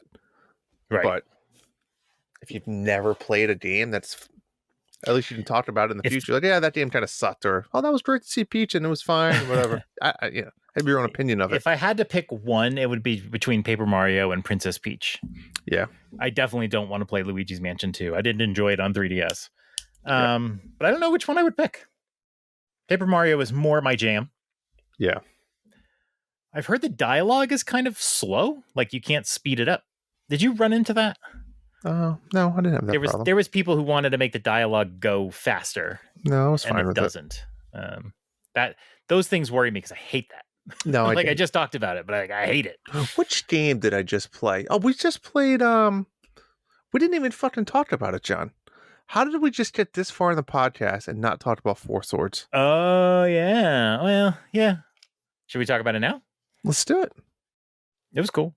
So the Four Horsemen, right? Myself, John Hambone, and Bob Cousy played Game Boy Advance Four Swords. What's this one called? Four Swords Adventure? It's just Four Swords. Adventure is the GameCube one. Yeah. We joined. We said we're going to play Wednesday nights for 1 hour until we beat the game. Well, the first night was Wednesday, a week and a half ago, and it's a very short game. There's only 3 levels, essentially 3 worlds, and then the last boss. So we made it to the final boss in the first way. We stepped to like 2 hours, and we died. But it was overall, the game's fun. If you never played it, I mean, what was your overall take, John? I enjoyed it. I mean, I'm glad it was the length it was. I don't know if I would have enjoyed that game for like 12 to 15 hours. Yeah, that's what I would say. It was tough because it was online through NSO, so there were some times when the network kind of lagged, but it wasn't too bad. No, it was fine. Yeah. The big difference is, if you've never played a Four Swords game, is you only can have one item at a time, essentially, and you kind of trade it. So you go throughout the map, and you'll see these little items on pedestals, and you can just pick it up. And then if you have an item, it just puts it down. So you kind of hold, you can pick up a bomb, you can pick up a shield, you can pick up the Pegasus boots, whatever it might be. And then you go on and you do the puzzles for that area. The interesting part that we found, John, is it seems like this was almost like a roguelike game before it was a roguelites were even invented. Well, Rogue. Well, the original Rogue has been around for a long time, but yeah, it wasn't in vogue, right? It was. So they must have pre-designed basically puzzles and then multiple maps, and then the puzzles could just like fit into the map in different ways. So when we got towards that last level, we died a few times in the final boss. When we reset the level, like the puzzles, some of the puzzles were saying, let's say there was 8 puzzles for that dungeon, you might only see 4 of them, and it's in like a random midst, which I thought was interesting. A little bit of replay value. Yeah, because we got to replay the level to get to the boss again, but we were like, we didn't do this before. It was like totally different. Mm-hmm. I was watching Tim and crew play it last night or the night before, actually. And they were like on a train. And I was like, I don't remember. They were on little trains, like the 2 of them paired off on trains. And I was like, I don't remember that. So I think that this randomness did exist on all the worlds, but because we beat the worlds without dying, we didn't see it until the last level, which is we really beat the first 3 worlds. Yep. Yeah. Like, so could you play the game again and have a different experience? Yeah. I mean, it really gives it, but I wonder what the value is of just playing through it again, besides just we're kids having fun and it's summer and we want to play it again. Maybe that's why they did go with a little bit of the shorter route, right? Because you can, I mean, we literally, if we beat the boss the first time, the first night, we would have beat the whole game in 2 hours. Correct. Yeah. So, I thought we were. I was shocked we died. I'll tell you what, that boss was hard. Yeah. Boss was no joke. Yep. Yeah, I'd be curious to know what the value of it is, because you just play it over and over again. Do you get different endings. Like, you know what I mean? Like, what's that motivation there? But it might not be a motivation. It might just be, games back then were shorter and they wanted Yep. to give some replay value. So the one thing is, if you do beat the game, it also unlocks what, John? What is it for? Link to the Past? Is it a different ending, or is it another whole like sequence of? Oh, yeah. Hambone was mentioning it. I actually don't know. Okay, so if you There, didn't know, if you go into the Four Sword Game Boy Advance game file on the GBA app, it has Link to the Past as well as Four Swords, so you can select which game you want to play. So if you beat Four Sword and then play the entire game through Link to the Past, I wish I had the answer, but you get something. I don't know if it's a different ending or if there's a whole nother boss or story sequence baked in. John seems like he's looking it up now, but you do get something. So we did do no, that. I was looking up Amaranth stuff. And Hambone did say he was going to do that. So you know what? Maybe we'll live through Hambone once again, just like you did earlier, and we'll have to have an update from him. Maybe leave a voicemail on what happens. I don't know if it'll be in a month. I don't know when he's Yeah, going to when get he to drops it. knowledge, we say we got boned. Yes, That's we how we get do it. boned. Yeah. So, Foresight, it was fun. I'm glad we did it. It was a good time to everyone back to play a little game. It was good. Yeah, I'm glad. And I'm glad. I never understood what it was. I know I never played it, and I didn't realize until we were playing it that Four Swords Adventure is the GameCube one. And it's like, I think, what, 10 to 15 hours. Yeah, that one's definitely longer. Yeah, this But one's it's a the couple same style of hours. play with the different levels. Like it is like that. Is You it? beat a level, you beat a level. Yeah. And it's all within worlds. I think there might even be like a kind of like a Mario 3 overworld map for each world. Like you go to a Mm. level. I think there is for some reason. I mean, it has to. As for 15 hours, you're not. Although this game has an overworld map too. It's just very simple. Yeah, but I think there's like levels in the overworld map. Do you know what I'm saying? I'm hearing the music in my head on the overworld. Do, do, do, do, do, do. The GameCube one is actually a lot better, more traditional too. Like it looks solid. I'm glad this one was short because we were playing on Nintendo Online, which is hold your breath. In fact, the second night we were having firewall issues because Oh he yeah. was in a hotel. But I'm glad it was a little shorter because I didn't feel reliable. We were getting low bars and all that. And I don't know if I could have done 15 hours under that kind of stress. Agreed. Yeah, no, interesting. Yep. Yeah, no, interesting. So there's a news story here about generative AI, and there's really not much to talk about here. Very little. Apparently, there are games out there that are using generative AI. I don't think of anything really super mainstream, but Nintendo basically said in an interview that they are not using generative AI in their games. And they never will.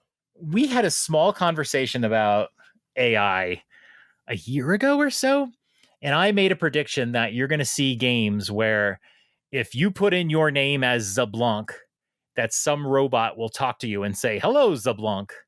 And I think that would be amazing because in every game where you put in a custom name, any game you can think of that you put in your name, the game always has a gimmicky way to refer to you. Mm-hmm. So they'll say, "You are hello, master," or, hello, command. Like they'll just come up with these like names. And because they can't voice act your name, they don't know what it is. But AI is going to sort of blur that. What would you think about a game that was using? But do you think the generative AI means that everybody's game is unique and individual to them, or that they use the generative AI and then basically program that so we all get the same thing, but generative It's AI made the right? content? It's like taking the next leap when we talked about like auto-generated dungeons and stuff like that, right? Oh, like everyone has different experiences with different dungeons. We just talked a little bit about it, how they originally did it on the GBA, but yeah, like what is the next step, right? Is it more on the fly AI? So could it be the way you interact with an NPC or what you actually do on a quest? AI is generating the end result like in game live. I don't know. I don't know, right? I mean, and then what does that mean? Like if you had that, for example, right? Let's start with that, for example. If you're on a quest, right, and AI is slowly developing the outcome of that quest based on the choices you make, how do you test that? Like as testers, and is it could it really destroy your game from a public? And I think that's what Nintendo is trying to say as well. Like, we don't want to trust that because we're so, we love our IPs, we love our products, we don't want to risk it, essentially, right? Because could that destroy your game in a way? Maybe. I don't know. Yeah, that's why I think it is. It generates your content, but then you sort of like it like locks it in. So Yeah. it's I think there was a game recently. God, what was it? God, I think I played it too. There was a game where they used AI to do voice acting for a character, and then they didn't. They were supposed to replace it with a voice actor, and Hmm. they just missed it, and it got through. And so people are playing the game, and you can just tell that this is like AI. And they actually had to record the lines and replace it. I can't remember what game it was. I have to look it up. Um, but I think that is more the use of it. But you're right, like testing a game It would that be can do impossible. anything at any time would be super hard, aside from like reading off your name. Because if it messes it up, it messes it up. But like it Yeah, doesn't like it's not a mess up big, the yeah. game. Um, but I'm glad Nintendo's not doing it for right now. I also don't find sometimes when you have these procedural levels, it's not done well. It makes everything uninteresting. I think there's ways you can do it where you have these templated levels. And like, so when we were playing Four Swords, right? It Hmm. wasn't like that it was procedural. It was like No. that they had these different puzzles and then they just put them together like Lego parts. Yeah, they probably had blots, right? So this Yeah, this is a 16 by 16 grid. It can go anywhere in this grid. Yeah. right. So they had like 30 different levels, but they just connected three of them together, and that's all you had to do instead of making 30 levels. Yeah, and they don't talk to each other, right? They're all independent, so it's really irrelevant. Yeah, like in fact, when you use the key, that Yes. is basically you go through the door and now you're in the separate like You're in a little new Lego block. piece. Yeah, Yeah, it's yep. yeah, Yeah, but nowadays, if think of a game like The Witcher and stuff, it's not that simple. Where if you had AI developing the results of something, it's gonna be impacting something else significantly. yeah, yeah. So, yeah, I, I think when someone is creative, I think it's that's what that game. It was Prince of Persia, The Lost Okay. Crown. There was an AI voice in there. I like when humans use their creativity and make levels. I Mm, think I agree. I don't think AI. And when you play like Diablo gets procedurally generated, and they're like, oh, the dungeon's new every time, right? Every dungeon is different. Yeah, but they're also the same. It just you turn left instead of right. Like it's the Yeah, same thing. Like there's you're nothing right. interesting. It's just No. like, everyone is unique. Everyone you do is unique to you. It's like, okay, but who cares? Like, it Yeah. doesn't matter. It doesn't like Doodle Jump. You ever play Doodle Jump? Oh yeah, yeah, yeah, yeah, yeah, yeah. I love Doodle Jump, Yep. and it was procedurally generated, and sometimes it would be incredibly hard, and sometimes it would be very easy, and it was all very like I would It's prefer a interesting. human making the level so they Hmm. can be creative and unique. Agreed. Instead, sometimes it's garbage.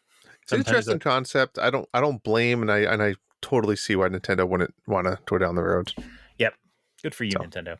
agreed. All right, two quick updates on games. So we got 7 new games on NSO: Cobra Triangle, Solar Jetman, Golf. You're lucky. NES Championships coming out because I'm telling you right now there would have been a golf mayhem. Oh my god. Mock Rider, Donkey Kong Jr. Math, Urban Champion, and then I think this one was a Japanese game that's never been ported, The Mystery of Atlantis. Uh of these 7, did you play any of these before? Do you have any history with them? Obviously, I have history with golf. Cobra Triangle, I played a little bit too, but that was it. Those were the only two. Urban Champion, I want to say I gave it a go, but that was not my cup of tea. Urban Champion's really bad. Yeah, I didn't like Urban it. Champion's terrible. Donkey Kong Jr. Math is a valuable NES cartridge, Really? and I've obviously played it just out of curiosity, and it's just a math game. It's like edutainment, Let's see. How but much it does it go actually is for? a pretty expensive NES cartridge. I think I sold my copy in the last year when I started doing a lot of sell off of my stuff. It doesn't look that expensive. $30? Are you sure? Maybe it's changed. Is that authentic and I everything? don't know. I just There's also quick 5 eBay look. screw and 3 screw. That might be a difference too. Oh, well, hold on. This one's 185, Yeah, that's 190, more 185. like it. Okay. Sometimes there's reproductions. I've heard Cobra Triangle's pretty good, and I think I did play it a little bit. I think it's a good game. I definitely didn't play it as a kid, but I played of all these games, I played golf the most Same. as a kid, and it's not the best golf game, but it was at the It's time not. it was pretty decent. Like it was probably the best golf game on the market. Oh, yeah. Agreed. So I remember the guy being pretty chubby. It was like a chubby old Mario, It right? was. Yep. And but that sound effect, that I think it's the same. Remember those original games all had shared, like that sound of the Oh, golf it's ball in is the something else. same as from baseball. Oh, yes. Yes. Yeah. The fly ball. Yep. Yeah. You're And they all absolutely used to right. have very similar title music, the Mike Yep. Tyson's Punch Out music and all that. It's so funny. Um, it, Good stuff. I sent a question to the Nintendo dads about, or I responded to their about, is NSO worth it? And I said, like, I don't get really excited about the releases. I don't even know what they could release that would make me excited. There are a Mhm. lot of games that they release, and I'm like, oh, I'm cool. It's there. I might actually play it sometime, but I don't get super excited about it. And this list is like perfect for that. Yeah, I might try Cobra Triangle. Maybe I'll try to beat Cobra Triangle. Yeah, using rewind. I'm not patient for this Yeah. stuff like I Sounds like, was. sounds like a bounty board if we still had one. Yeah, if I had to beat Cobra Triangle for real, I would never do it. No. But with rewind, I can probably get through it really quick, right? Like every time I died, I just rewind. Sure. So some of these are pretty cool. I might dabble in. I might play with Donkey Kong Junior Math just for fun, and I might play Cobra Triangle and maybe Solar Jetman and whatever. Mach Rider, nah. But 7 games on NSO. There was also an update to F-Zero 99. They added Star Rivals, festival tracks, expanded team battles, and then they added like achievements and events and emotes. Have you played this game in a while? Nope. Didn't play it once in my life. Never played it. I'm happy So for those that are playing it. I will say, when it first came out and I tried it and I was going through the tutorial and everything, I had a blast. It's super colorful. It's super polished. It's really neat to see an old game, but repurposed so that it looks like the old game, but then they show all 100 racers ready to start. And it's so much fun. So I updated it and I tried it again today. Between Tetris 99 and Pac-Man 99 and Mario 35 and F-Zero 99, I think F-Zero 99 is my least favorite because it feels like a mobile game. I started it up and it was like, ooh, new update, ding, ding, ding, new update, ding, ding, ding. And then there's like, earn these gems for this. And it's like, I don't know what those do. I don't know what the Star Rivals does, the festival tracks, 5 races at once. And it's like, what? It's so overwhelming. Whereas all 3 of those other games were just like, play Tetris and you'll earn points and then you can spend those points and that's it. The simplicity of Tetris 99 is a game that I always go back to. And I loved Pac-Man 99 and Mario 35. But yeah, this one is really hard to update and get back into. I would almost have to like clear my data and go through the tutorial again. Mm-hmm. So I did a race. I was doing, what was it, the festival tracks? And it's 5 races. And of course, we got about 20 people to play. And then when the time limit runs up, they just fill it with bots. So we were like 80% bots, which isn't great, but whatever. Can you tell? You can tell because the timer runs out and then the rest I of them just gotcha. go, bloop. Yeah, you But can once just you're tell. in game, you don't know. In game, you would never really know. Yeah. You can't really be that unique. You'd Sure. never be able to tell. But it was 5 races in a row, and I was like, "Am I going to be patient for this?" And I was like, "Well, let me just do it and see what happens." And in true Nintendo Online fashion, I did the first race, and then the online disconnected and Of reset course. me to the title screen. And it's like, geez, Louise. We were talking about if NSO is worth it, and it's like, God, their online is just so bad. So, yeah, I'll probably uninstall it at this point. I should just play some more Tetris 99. It's always fun. Still going strong. Still going strong. It's the only game I play on my Switch Lite because the D-pad is so good on there. All right. So I have a topic. What are the best games ever made by Nintendo that are not yet playable on the Nintendo Switch? We are in the final year of the Nintendo Switch, and we've gotten Luigi's Mansion 2, and we've gotten Paper Mario, we've gotten all the remakes. We've gotten ports from the Wii U, especially in the early years. So much has come over. What are the best Nintendo games? Not just like, I mean, like Nintendo games, games that were on Nintendo consoles that are not yet playable on the Switch. Well, I'm gonna be blunt. I don't need any more fucking remakes and remasters on the Switch. That's my first take. We on have this. enough. But the first thing that came to my mind, I think we talked about this before. From the Wii, Punch Out. The Punch Out Wii was so good. It really was just so good. It's an amazing game. And the fact that we never had a Punch Out on the Switch, a new Punch Out, I think that would have been one to bring over. Maybe they don't sell. Maybe Punch Out just doesn't sell. I don't know. But that would have been a great one. Yep.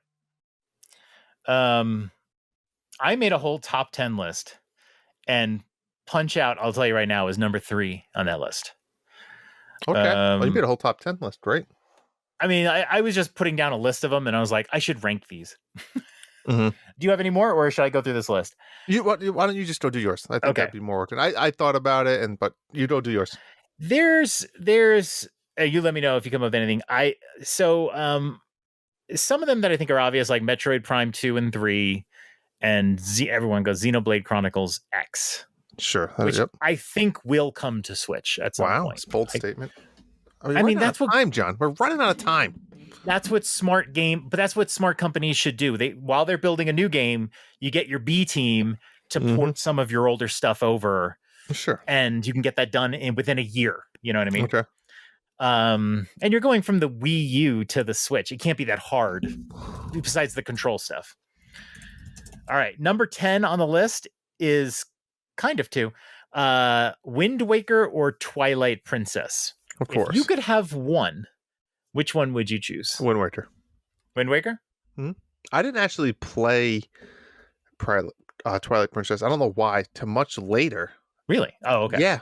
You know what it was? I played it when it came out originally, and I hated the wolf mode. I don't know why. I just whatever. Maybe I was young, reckless. And years later, I went back and played it. And, I mean, it's a great game. But Wind Waker is Wind Waker. Love Wind Waker. Yeah.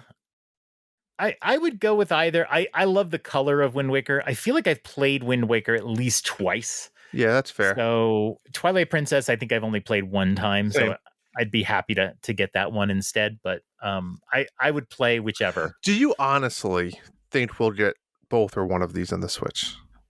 It's possible. It won't. We could get one late in this year. They probably have at least one more thing they could do. Do you think they're saving some of these for a new console? Like, is it just easy to put out on a new console, like another remasters, or no? You don't think they will? I will say it would be a great little addition to a launch lineup. So you want to have a new game for sure, and you want to have like a multiplayer. Yeah, you want to have a new game. It's not going to be a new Zelda, but it's going to be a new Mario. You're going to have a brand new Mario, 3D Mario. But what about like 2 months after that, you come out with a Wind Waker or Twilight? I think launch day. I mean, I think that's a good point. I think launch day is fun. I think you should have a new Mario Kart a couple months in. Let people get the time to buy the console, and play the system. I like that. Yep. And then because that's what they did on the Switch. So Mario Kart 9 would be a nice, like if the Switch came out again in March, Mario Kart would be a great May game. Yeah. All right. I agree with that. But a nice little port to go with a couple of third-party games, your main Mario game, and then maybe another like game. I think it's fine. So I think they could be waiting for something like that. I don't know if it's both or whatever, but either one I'd be happy with. Wind Waker would probably be the more popular one. Agreed. All right, number 9, and I don't think this will happen ever. Mario Kart Double Dash. Oh my god! It's the kind of the different game, and I was not super into gaming when this game came out, and I'm really bad at Double Dash. I played this game a lot. The levels are really cool. I feel like the levels are like really big. We've gotten a lot of them though by now. Yeah. But That's the problem, and we've done a lot of the characters. But I mean, so it was a great concept. it just like being able to play co-op, I think, is pretty neat. Didn't didn't Double Dash also have each character had a special move? I I don't think know that you much could about get. it. I didn't play it that much, but I'm maybe. pretty sure each character, like, just like an item, you put up an item block and it's like a lot. It's like a slot machine. You don't know what you're gonna get. Yeah. I'm 90% sure each character had its own special move that you could get when you got an item. Double Dash special items. Yeah, I remember it because Donkey Kong had a giant banana. It was giant. And then if you drove over the giant banana, 3 little bananas would pop out. Oh wow. And like the fireball of today's Mario Kart came from that game. That was Mario's and Luigi's special. Luigi threw green fireballs and Mario threw red ones. Bowser had like a giant shell that went dead straight. That was a Bowser shell. This is all coming back to me now. Yoshi had a Yoshi egg. Um, Baby Mario. Yeah, Big dirty diaper. yeah. No, I think he had a chain chomp or something like that. Yeah, this was I'm pretty sure about this. I mean, I think it would be pretty cool. What would be really neat is if they made it part of NSO. And did like Ooh. online co-op. Well, I we just need don't think they GameCube. will. They We already need have Mario GameCube. Kart. Yeah. I don't think they will, but I think it would complicate things. They wouldn't want to divide player bases or whatever, but it would be cool. Mhm. I really haven't played much of Double Dash, and it would be fun to play. Number 8, and this isn't a Nintendo game, but it was on a Nintendo console, Maniac Mansion. I want a remake Oh, me of too. Maniac Mansion. Me too. Would it will a remake or like a sequel? A remake or a remaster. I'll be honest, I've never played this game. I want to. It's my kind of game, point and click. It is yours. But King's Quest. I don't want to play the NES version. I have it on my Miu, but I just don't. I don't. The UI is very clunky. I mean, you got to play it on a PC, and so I can play it on my DOS box. I just never do it. I really do need to do it. But I would love a nice remaster that made the controls a little smoother, the way like Thimbleweed Park did. I would love to see a Maniac Mansion remaster and then maybe a sequel, but I still haven't played it, so I don't want the sequel yet. Trivia question for you. Which Hamster in the microwave. What was the name of the game? I might butcher this. I believe it was a prequel. What was the prequel? No, sequel. Sequel. What is the sequel called to Maniac Mansion? Oh, I don't think I know the answer to that. Day of the Tentacle. And it's the same type of okay. game. It's a little bit more cartoony-ish look, but it's the same type of game. It definitely came out later because I remember seeing it, and it's much more graphical. It is, yeah. It's more that, yeah, oversized graphic, but it's the same game. Yep, and it has a lot of the references. It is a sequel. Like I think like the little monsters in it and stuff. Yeah, I'm gonna make a point to play Maniac Mansion on my DOS box. You're gonna make a point. It's, yeah, I've never played it. I think it's time to end that. I want to play it. I used to play it a ton, but remember, this was back in the days you used to play NES games a ton, and you had no idea what you were doing, so you literally made no progress, but you just kept playing it because you didn't care.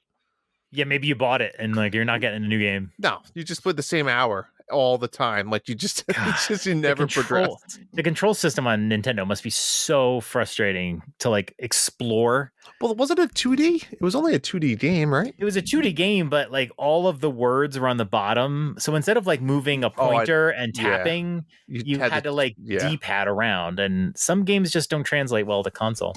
Nope, they don't. All right, number 7 on my list. I want a Tecmo Bowl remake. There's too many remake alights nowadays. What? Retro Bowl? Retro Bowl is Retro Bowl doesn't even play defense. Nah, I don't want to hear it. I want a Tecmo Bowl. I want modern rosters, and I know that there's like homebrews that do it, but I want modern rosters. I want the Tecmo Bowl, but I want it in like I want it to look like Tecmo Bowl, but I want it to be just graphically more impressive. But I want the same simple gameplay. Give me some online challenges. Give me like achievements, like throw a 70-yard touchdown pass, score 5 touchdowns with Bo Okay. Jackson. Like that Yeah, would be little amazing. achievements. Yeah. God, I'm looking at Maniac Mansion now, and now I'm mad at you because I would love like a remaster of this game. Yes. How hard can I that be? think we'll get one eventually. It's too popular of a game to do it. And the people that made Thimbleweed Park, and that game is like if you ever play Thimbleweed Park, it is so beautiful. It's amazing. Monkey Island. They came out with the new Monkey Island on the Switch. I wonder if that's the same team that did it though. I think it is. I mean, I'm telling you, like they did such a good job with it. Like just do Maniac Mansion. It'll sell. Developer Terrible Toy Box. What else have they done? Terrible Toy Box also did Return to Monkey Island. Yep, that was the one. And that Dolores, a free Thimbleweed Park mini adventure. What? That's interesting. On the Switch. And then there's game name to be determined. Best described as classic Zelda meets Diablo meets Thimbleweed Park. Coming late 2024 or maybe early 2025. This is game dev. What's the name of it? There's no name. There's no name. Diablo meets Zelda meets I'll send you the image. Park? You know, you get a little worried sometimes that it's like maybe that's a little too ambitious. I agree. I will post it in the channel right there. Next to the naked Amaranth. It's right under Amaranth's boobs. I mean, like the description I just gave does not really look, but like that graphically looks like a very fancy looking Zelda, but you're not going to get all the gameplay elements from that screenshot. No, I would totally play it because these people did an amazing job at Thimbleweed Park. I've heard nothing but good things about Return to Monkey Island. So Terrible Toy Box. Return to Monkey Island was good. All right. Number 6, I want a remaster of DK Jungle Beat games from the GameCube with the bongos. Yes, that way. Joy-Cons. Just do the Joy-Cons. No, I want to bring the condos back. I don't want. I want the actual drums. I mean, you could do that too, but you should make it playable with Joy-Cons so people don't have to buy them. Sure. And there was 3 games, I think, right? At least 2. 2 or 3. So you could just do all 3 of them. Yeah. Can you imagine if that's the Donkey Kong game? That was an era. These that's a dead. Nobody wants to play those anymore. Yeah, I don't think it would sell great. No. But you might be able to sell a cool million pretty easily. Like I said, put your B team on it. They can spend 6 months. Sure. Good to go. Number 5. I don't know if you ever played this one, but this was one of those really good games on the Wii. Zack and Wiki Quest for Barbarossa's Treasure. I love Zack and Wiki. It's so good. It's so it has no business being that good. I know. So there's only been one game in the whole series. It was amazing. Everybody who played it on the Wii loved it. Yep. Let's port it over to Switch. I agree with that. I mean, it can be a remaster with new controls. I forgot about this game. It's clever. It's puzzle solving. It's fun. It's got great dialogue. I would like to see that. Number 4, half of this was done already. I want a nice, clean remaster, remade, whatever, Super Mario Galaxy 1 and 2. Put it in a double pack. I know we got 1, right? On the 3D All-Stars pack. Oh, yeah. I want like 1 designed for Switch, and I want both games. I agree. I think Super Mario Galaxy 2 might be, if you had to pick one Nintendo game that is inaccessible today, it's Super Mario Galaxy 2 is an unbelievably good game, and you can't play it anywhere except for a Wii. Number 3, Punch-Out. Of course. I don't need a new game. Just give me that Wii game. I will enjoy the heck out of it. Yep. Agreed. For sure. Number 2, this is a game that still gets talked about today. Very famous. Eternal Darkness. Yeah. That is very inaccessible. It is only available on GameCube. Here's my idea. Did you play? I can't remember if you've played this or you haven't played this one. I have not. So the game is famous for having a sanity meter. Yep. And as you play the game, you become a little bit more insane. It's almost like your health meter. And when it gets really low, weird effects happen in the game to the point where sometimes the game will fake crashing and do like very meta fourth wall things. And that's what makes it very unique and fun. You might walk down a hallway and there's like a boss, and then the boss just goes away. That's like standard stuff. But they really get meta with their sanity stuff. Mhm. So you can do all new sanity stuff on the Switch, and you don't want to replicate everything. So like, when a game crashes and you get that like dialogue and you hear that like bloop sound, Yep. like, things like that, you can make it do that. Your card has ejected. Your Joy Cons have disconnected. Like that could be cool sanity stuff to sort of mess with you. When we were playing Four Swords, Kuzi sent like an invite to play. Like it would be cool to get like a fake invite and that looks like a real one. And it's like Miyamoto wants to play, Tetris 99 with you or something like that. I think it would be cool. I have actually never beaten this game. I've tried multiple times. I've never beaten it. I would love to see what the end of this game is. That'd be a good one. Number one game. God, I don't know why we don't have this on Switch. Where's NBA Jam? So good. NBA Jam is a great multiplayer game. They did the On Fire edition in 2011 on Xbox, and that game is freaking amazing. And it's just been gone ever since. Mm-hmm. NBA 2K Playgrounds is similar, but it's not the same as NBA Jam. I would love to get an NBA Jam with all new players, same gameplay, add some new mechanics maybe, but how is the NBA Jam franchise dormant? It's still, to me, the best sports game ever made. What a shame. I agree. I want it. And then you can even do it with like, here you go, take out the Joy-Cons. You can play with the Joy-Cons, and I mean, like, it's perfect. Yep. He's on fire. So those are my top 10 games. There's probably some other ones. I can't think of anything else, but there's a million games that aren't on the Switch. Very good list. But yeah, we've gotten a lot of it though. So Super Mario NSO really kind of helps with the older games. I think the GameCube era is the least represented right now. I agree. And I wonder if there's a reason for that. Like emulation is hard. Maybe it'll come to NSO, but I think, they're a little more beefy. I don't know. It just seems to be the era that's not there. I don't know. And the Wii, a lot of the games on the Wii went to the Wii U, and the Wii U was just last generation. I don't know. They ported so many of those games over. And there's a bunch of games on Wii U that I'd like to see, but I feel like we're all kind of sick of all the Wii U ports as well. Yeah. All right. We got a bunch of questions from the listeners. Thank you, listeners. Frosticles. I asked for Grimace questions. You got to hear the shit questions we got. Frosticles. This is on you. Question for you guys. The Euros are taking place currently with the final tomorrow. England are in the final. It's so weird, but it's true. You say England are in the final. I never get used to that. We haven't won an international tournament in 58 years. So my question is it coming home, mate? And my answer is no, it did not. I believe England lost. So I saw somebody post about it on Threads, and I was like, oh, that was today. Oh boy.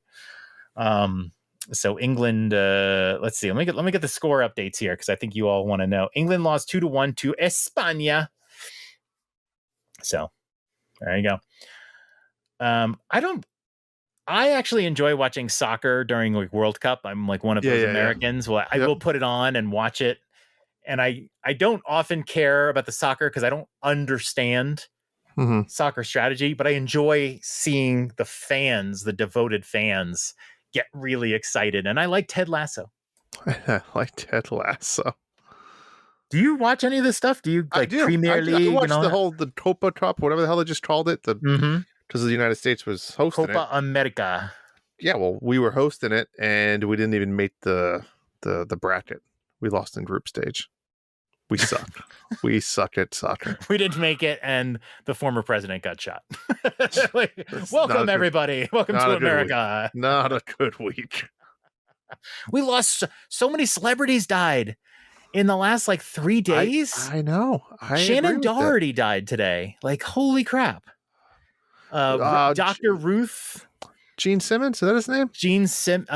Richard Simmons. Simmons is someone else. Different guy. Different guy. Richard Simmons died. There was somebody. Shelley Duvall died. It's like, holy shit. Do you Mhm. know, um, I follow the SNL subreddit, and somebody said they should play next week, or they wanted to play yesterday, Yeah. play this Shelley Duvall episode of SNL, which I didn't know happened. But I Okay. was like, oh, that's cool. Yeah. And then I was talking to Michelle and I was like, I would love to watch like the first season of SNL. Mhm. You know me, I love SNL. Oh, yeah. And I was like, I want to see what the show looked like. And this is like when we were getting Starbucks yesterday. Mhm. And I'm like, you know what? You think it's online? I was like, if anybody has it, it's Peacock, right? Because that's basically NBC. And it Mhm. turns out they have every episode of SNL on Peacock, every one back to Ah, 1975. that's incredible. I was like, no fucking way. So guess what? Last Oh, night we boy. watched, I think, at least half of the first episode of SNL. And let me tell you this real quick. Thanks a lot, Frosticles, for getting us on SNL. Do you know who the host was? Let me What? ask you this question. I Do don't. you know who the host was? No, I don't know. 1975. I'll give Okay. you a hint. They were a comedian. Martin Sheen. No. I don't know. Martin, no. Martin Sheen. He's an I don't. actor. Yeah, George Carlin why would I have was known that? well, you wouldn't know that. Was the first Set host me of up for failure. SNL. Okay, so that's crazy. And George Carlin is incredible, like the best. Him and Mitch Hedberg are my Mount Rushmore.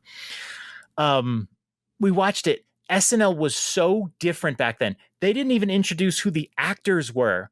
They said George Carlin is the host, and then they said there was a Muppets thing they were doing, and there was some movie, I forget by who, but there was like a movie, and then they said the SNL players, and it was like they showed all the names. It was John Belushi, Chevy Chase, Dan Aykroyd, right? Hmm. And it was like they don't even name them. Like if you were watching the first episode, you wouldn't even know who was in it. The first sketch ever for SNL was John Belushi and some other guy who I don't recognize. The sketch lasts, I swear to you, like not even 90 seconds. And then Chevy Chase says, live from New York, it's Saturday night. The sketches were all like a minute long. It was so different. It was bizarre. And George Carlin isn't in the sketches like the way the hosts are now. Yeah. But he came out 4 times to do like a couple minutes of stand up. That was the first episode of SNL. There were 2 musical guests. It was crazy. It's fun. So tonight, Michelle and I are going to watch the first episode of Kenan Thompson. Ah, 2003. He's still there. Going strong. Yeah, we want to see his first sketch. And Jack Black hosted it. So there's your crazy. And it might be their best SNL. This was the season of Amy Poehler, Maya Rudolph, Tina Fey, Seth Meyers, like Fred Armisen was a featured player. It was crazy. That season is just crazy. So I know Amy likes SNL, but she does. Every episode is on Peacock. If you ever want to watch the early ones with Steve Martin, it's crazy. It's just insane. Anyways, Shelley Duvall hosted an episode of SNL. So, all right. Thanks for the SNL question, Frosticles. Next question. It wasn't an SNL question. Darth Platypus. Here's a Grimace question for you. If all the McDonald's mascots were to have a battle royale, why would Grimace be the winner? Oh, God. Let me tell you, Grimace has brought so much luck to the Mets this year. 2022 was a great year for the Mets. They won 101 games. They were incredible. You are not answering the fucking questions. This is the best tangent to whatever you're creating your own questions within the question. You have now talking about baseball. Many golf questions coming up. I will do what the fuck I want. But this year we have had Grimace. There's a dog named Sliz. Was it? What do they call the hot dogs? Slizzies, Glizzies, Glizzy Iggy. There is a dog that eats hot dogs that's been on camera. Glizzy Iggy, I guess. It is like insane. All the mascots and shit going on. It's crazy. Grimace has propelled the Mets from like 11 games under 500 to they would be in the playoffs if the season ended today. Crazy. Pete Alonso in the home run derby today, as you listen to this. Grimace is the best of the McDonald's mascots, and he would win because he's a winner. He's a winner, Darth Platty. This is a fact. 7-game win streak and a 5-game win streak for the Mets in the last month. Nice. Victaris GX. So since Wacky Adventures of Ronald McDonald was made by Klasky Supo, does that make Grimace part of the Rugrats cinematic universe? I don't know if you know I had to do some research on this. I did a little bit. Okay. So why don't you explain what you know? No, you better. Nope, I don't have that much. I didn't do that much research. Great research, Drew. Klasky. I know you want to be a manager. The same guy invented both, right? The Wacky Adventures of Ronald McDonald was a TV show, I believe. I don't remember that at all. Let me see. It was a TV show. It had 6 episodes total. Huge success. From 1998 to 2003. How is that possible? What? 1 episode a year? Yeah, no wonder it didn't do well. That's crazy. I wonder if it was like a... Hold on. These episodes have turned into be rather popular, to which McDonald's locations... They're miniseries. You could buy them on VHS tapes, which were sold for $3.50 to be bought with a small vanilla ice cream cone. So they were like Happy Meal, basically. Yeah. That's hilarious. So yeah, you could collect them. So how much are they on eBay? A total of 6 40-minute episodes were produced.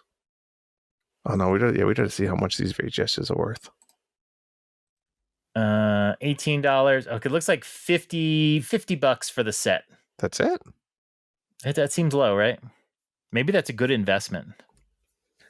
You go ahead and invest in that, John. VHS is definitely dropping in value because like my generation is the most interested, but we're probably selling them off and nobody. Well, no, like my kids would never want it. So this is the era for it to be so cheap. Mm-hmm.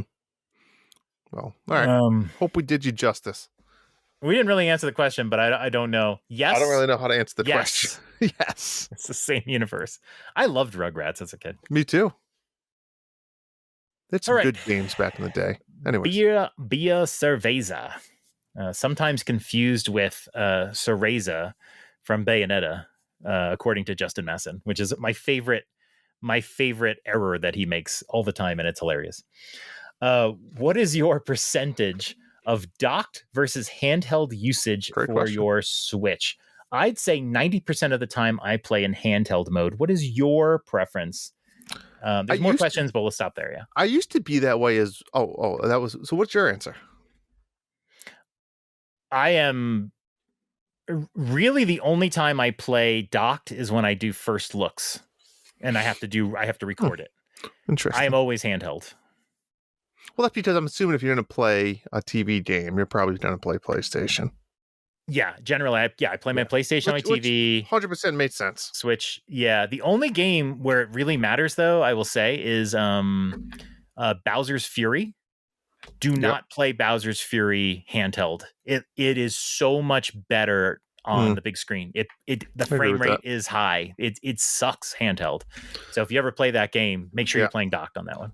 So I used to be very handheld. Lately, my kids have been playing a lot of their own games or iPad games, only on the weekends. We don't let them play during the week. And I've been playing a lot more on the TV there. So I'd say I was probably more like 90% handheld, but I've been slowly switching. I'd say I'm 50-50 right now. It also depends on the game. Like at nighttime, I've been watching TV with the wife more than playing games. So if I have a game that I'm like super into that I'm going to play at nighttime, I'll obviously play more handheld. Mm-hmm. But I'm about 50-50 right now. I also play a lot tabletop too. Like sometimes while I'm working, I have the Switch set up next to me. Huh. And I will, I'm working whatever. And then I just kind of like do something and go back. Like, I don't know, sometimes. Interesting. Ever since the OLED with the much better kickstand, I play a lot more tabletop. But very rarely. And it sounds like I'm the same with Beer because he says 90% of the time he plays handheld. Yep. Is it the same for the other Switch players in your household? I will say this. Michelle never plays docked. She doesn't even have her her dock hooked up to the TV. It's just hooked up to the wall. That's it. Interesting. And my kids have Switch lights. My son has a Splatoon OLED. I don't think he plays docked. He plays just handheld as well. What about you? Like your kid? I mean, your kids play like when Evan's playing like NBA 2K He'll and play whatever. mostly handheld. Oh, Yeah, really? Okay. He used to play on the TV, but now if I'm playing something he's probably 80% handheld. Did he make like a custom player named like Nips McTits, and he doesn't want you to see it? It's possible. He plays handheld, so you don't see. Possible. If you are mainly a docked player, well, we're not, so we don't have to read the rest of this. No. If you are mainly a docked player, do you want the next version of the Switch to have a handheld option or hope for a more powerful TV-only console? That's an interesting question because I don't think it'll ever happen. Nintendo doesn't seem to want to have multiple variations of their hardware. Yeah. And the reason is they have to test multiple variations. So if like I've said to you, I want day one for the next Switch to have a Switch 2 and then like a Switch 2 Pro that's just more powerful. Sure. So let people make the choice. Maybe they buy the $250 Switch 2 or they buy the $450 Switch 2 Pro. Let them choose. Yeah. The problem is Nintendo would have to test on both consoles, and that takes time.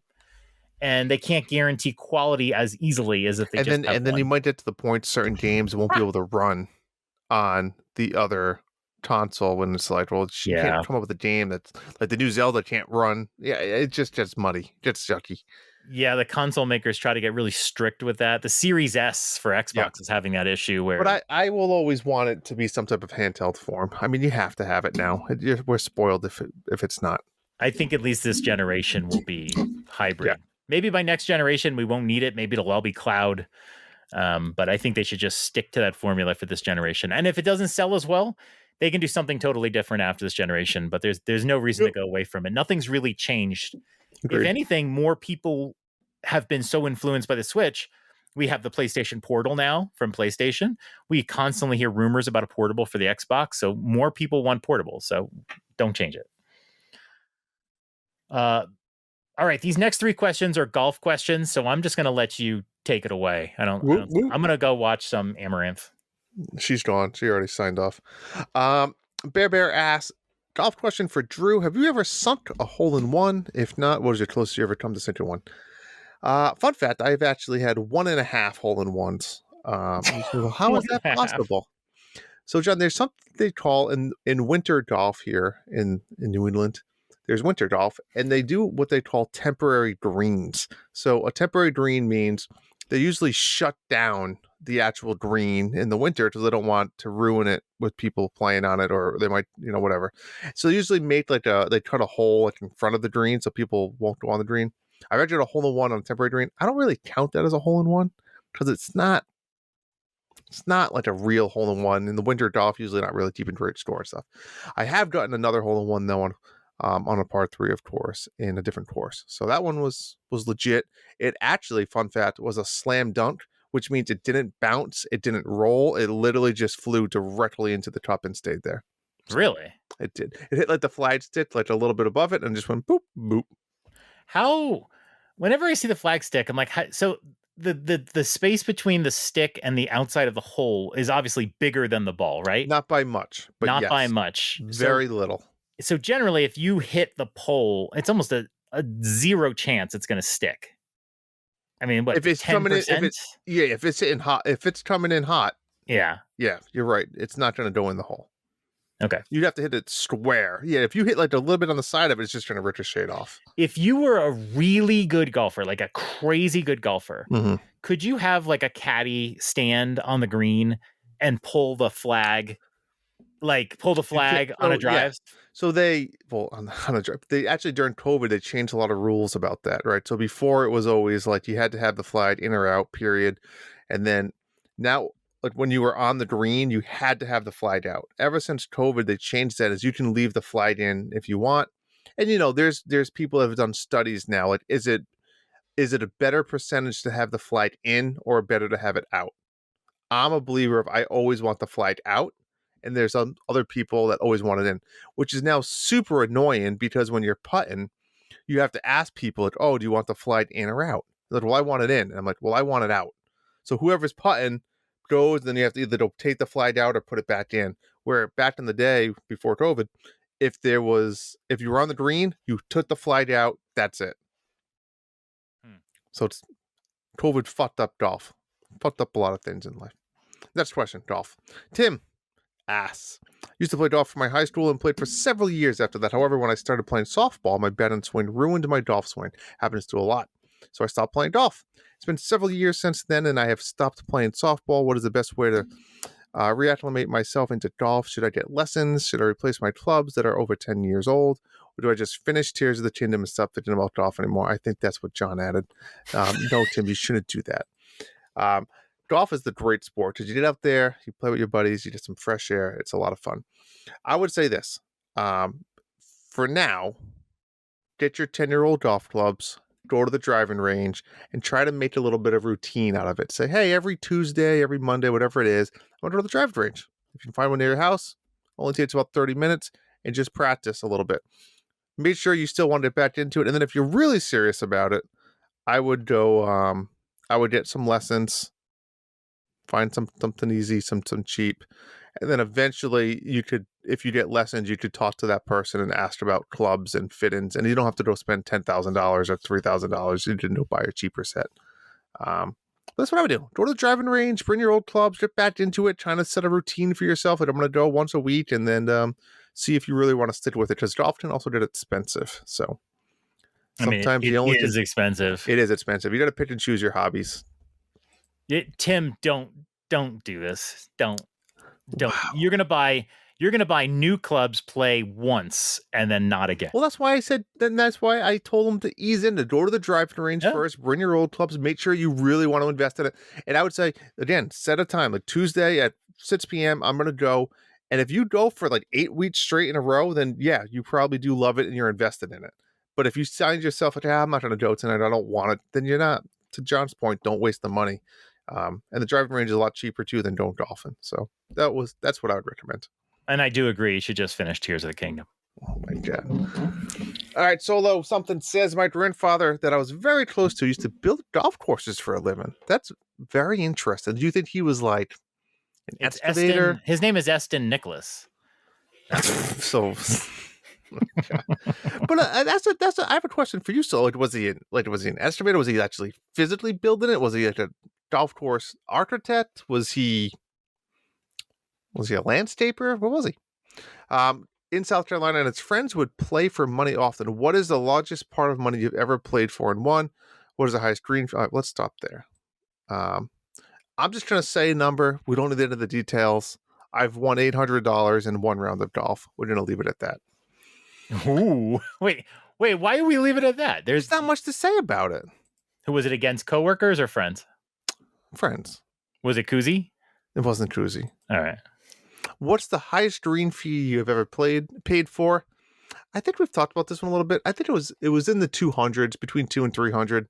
I have a hard time paying a lot of money for 18 holes of golf because I think I said this in the past. You just come out and have a really bad round, and though the course might be fun and beautiful, it's also frustrating if you just spent $300, $400, $500 and shot like the worst round of your life. Like it's gonna, you can still have fun doing it, but there's gonna be a part of you that's like, that blew. Like that wasn't. I can't believe I paid that much money for that. So, I and there's so many other golf courses that you can find out there that I have a hard time paying a lot of money for that. And then John, did you add another part of this question? I did. What does it say? Got to read the rest of it. What is it? The goal of yours to play Ellie in North Berwick, come hell or high water? Also, is Castle Pines the best golf course in the world? Is this what is this? Is Ellie? Is this from that? That was Solo. That was Solo. I don't know what Ellie and North Berwick are, and maybe that's his grandfather's courses. And also, what's Castle Pines then? That's in Colorado, baby. That's the cream of the crop in Colorado. Castle Pines. Fun fact, Drew. Yeah. In 3 weeks, I will be at Pebble Beach. Oh, doing what? We are going to Universal That's right. You did put this. Going to Super Nintendo World in a few weeks. And then after we go to Universal, we're doing 2 days in Universal because they are offering buy a ticket, get another Sweet. day for free. And Mm-hmm. Universal to me is not the kind of park you spend 2 days on. Sure. But if you get a free ticket, You capitalize. that will let us not only make sure we hit every ride and I do agree some of with the that. cool rides, but get snacks for that second day. I agree with that. Get full coverage. So we're gonna do it. We're gonna do 100% Universal Studios. But Wow. after that, we're going to Monterey Bay. I've been there. Go to the aquarium's kind of cool. We're gonna do some whale watching. We're gonna go to the aquarium. Yeah, nice. I've been And there. there is I don't know if you've ever heard of it, but it's a thing called the 17-mile drive. I have a funny story about 17 Mile Drive. Okay. But it's right along Pebble Beach. You can get pictures of Pebble Beach. You go through the property of Pebble Beach. You did the Spyglass golf course. So fun story is on 17 Mile Drive, I was exploring and I went down this road towards the ocean and there was this big house mansion on the ocean. And I wanted to get out of the car and take the pictures of the course. So I did this cool angle. And it was kind of weird. It was kind of like this guy's driveway, but I'm like, well, it'll be quick. So I go out there, I out of the car, take some pictures, and the guy, they had it must have been like the master bedroom had a balcony that overlooked the water. And the guy comes out there in a robe, butt naked, drinking his cup of coffee, just looks at me. Like, I'm sorry, I'll be leaving now. And it was just awkward, but it was amazing. Spoiler, he got off on it. I did a little bit. No, not you, him. Oh, both of us did. Anyways, Ellie in North Berwick is in Scotland.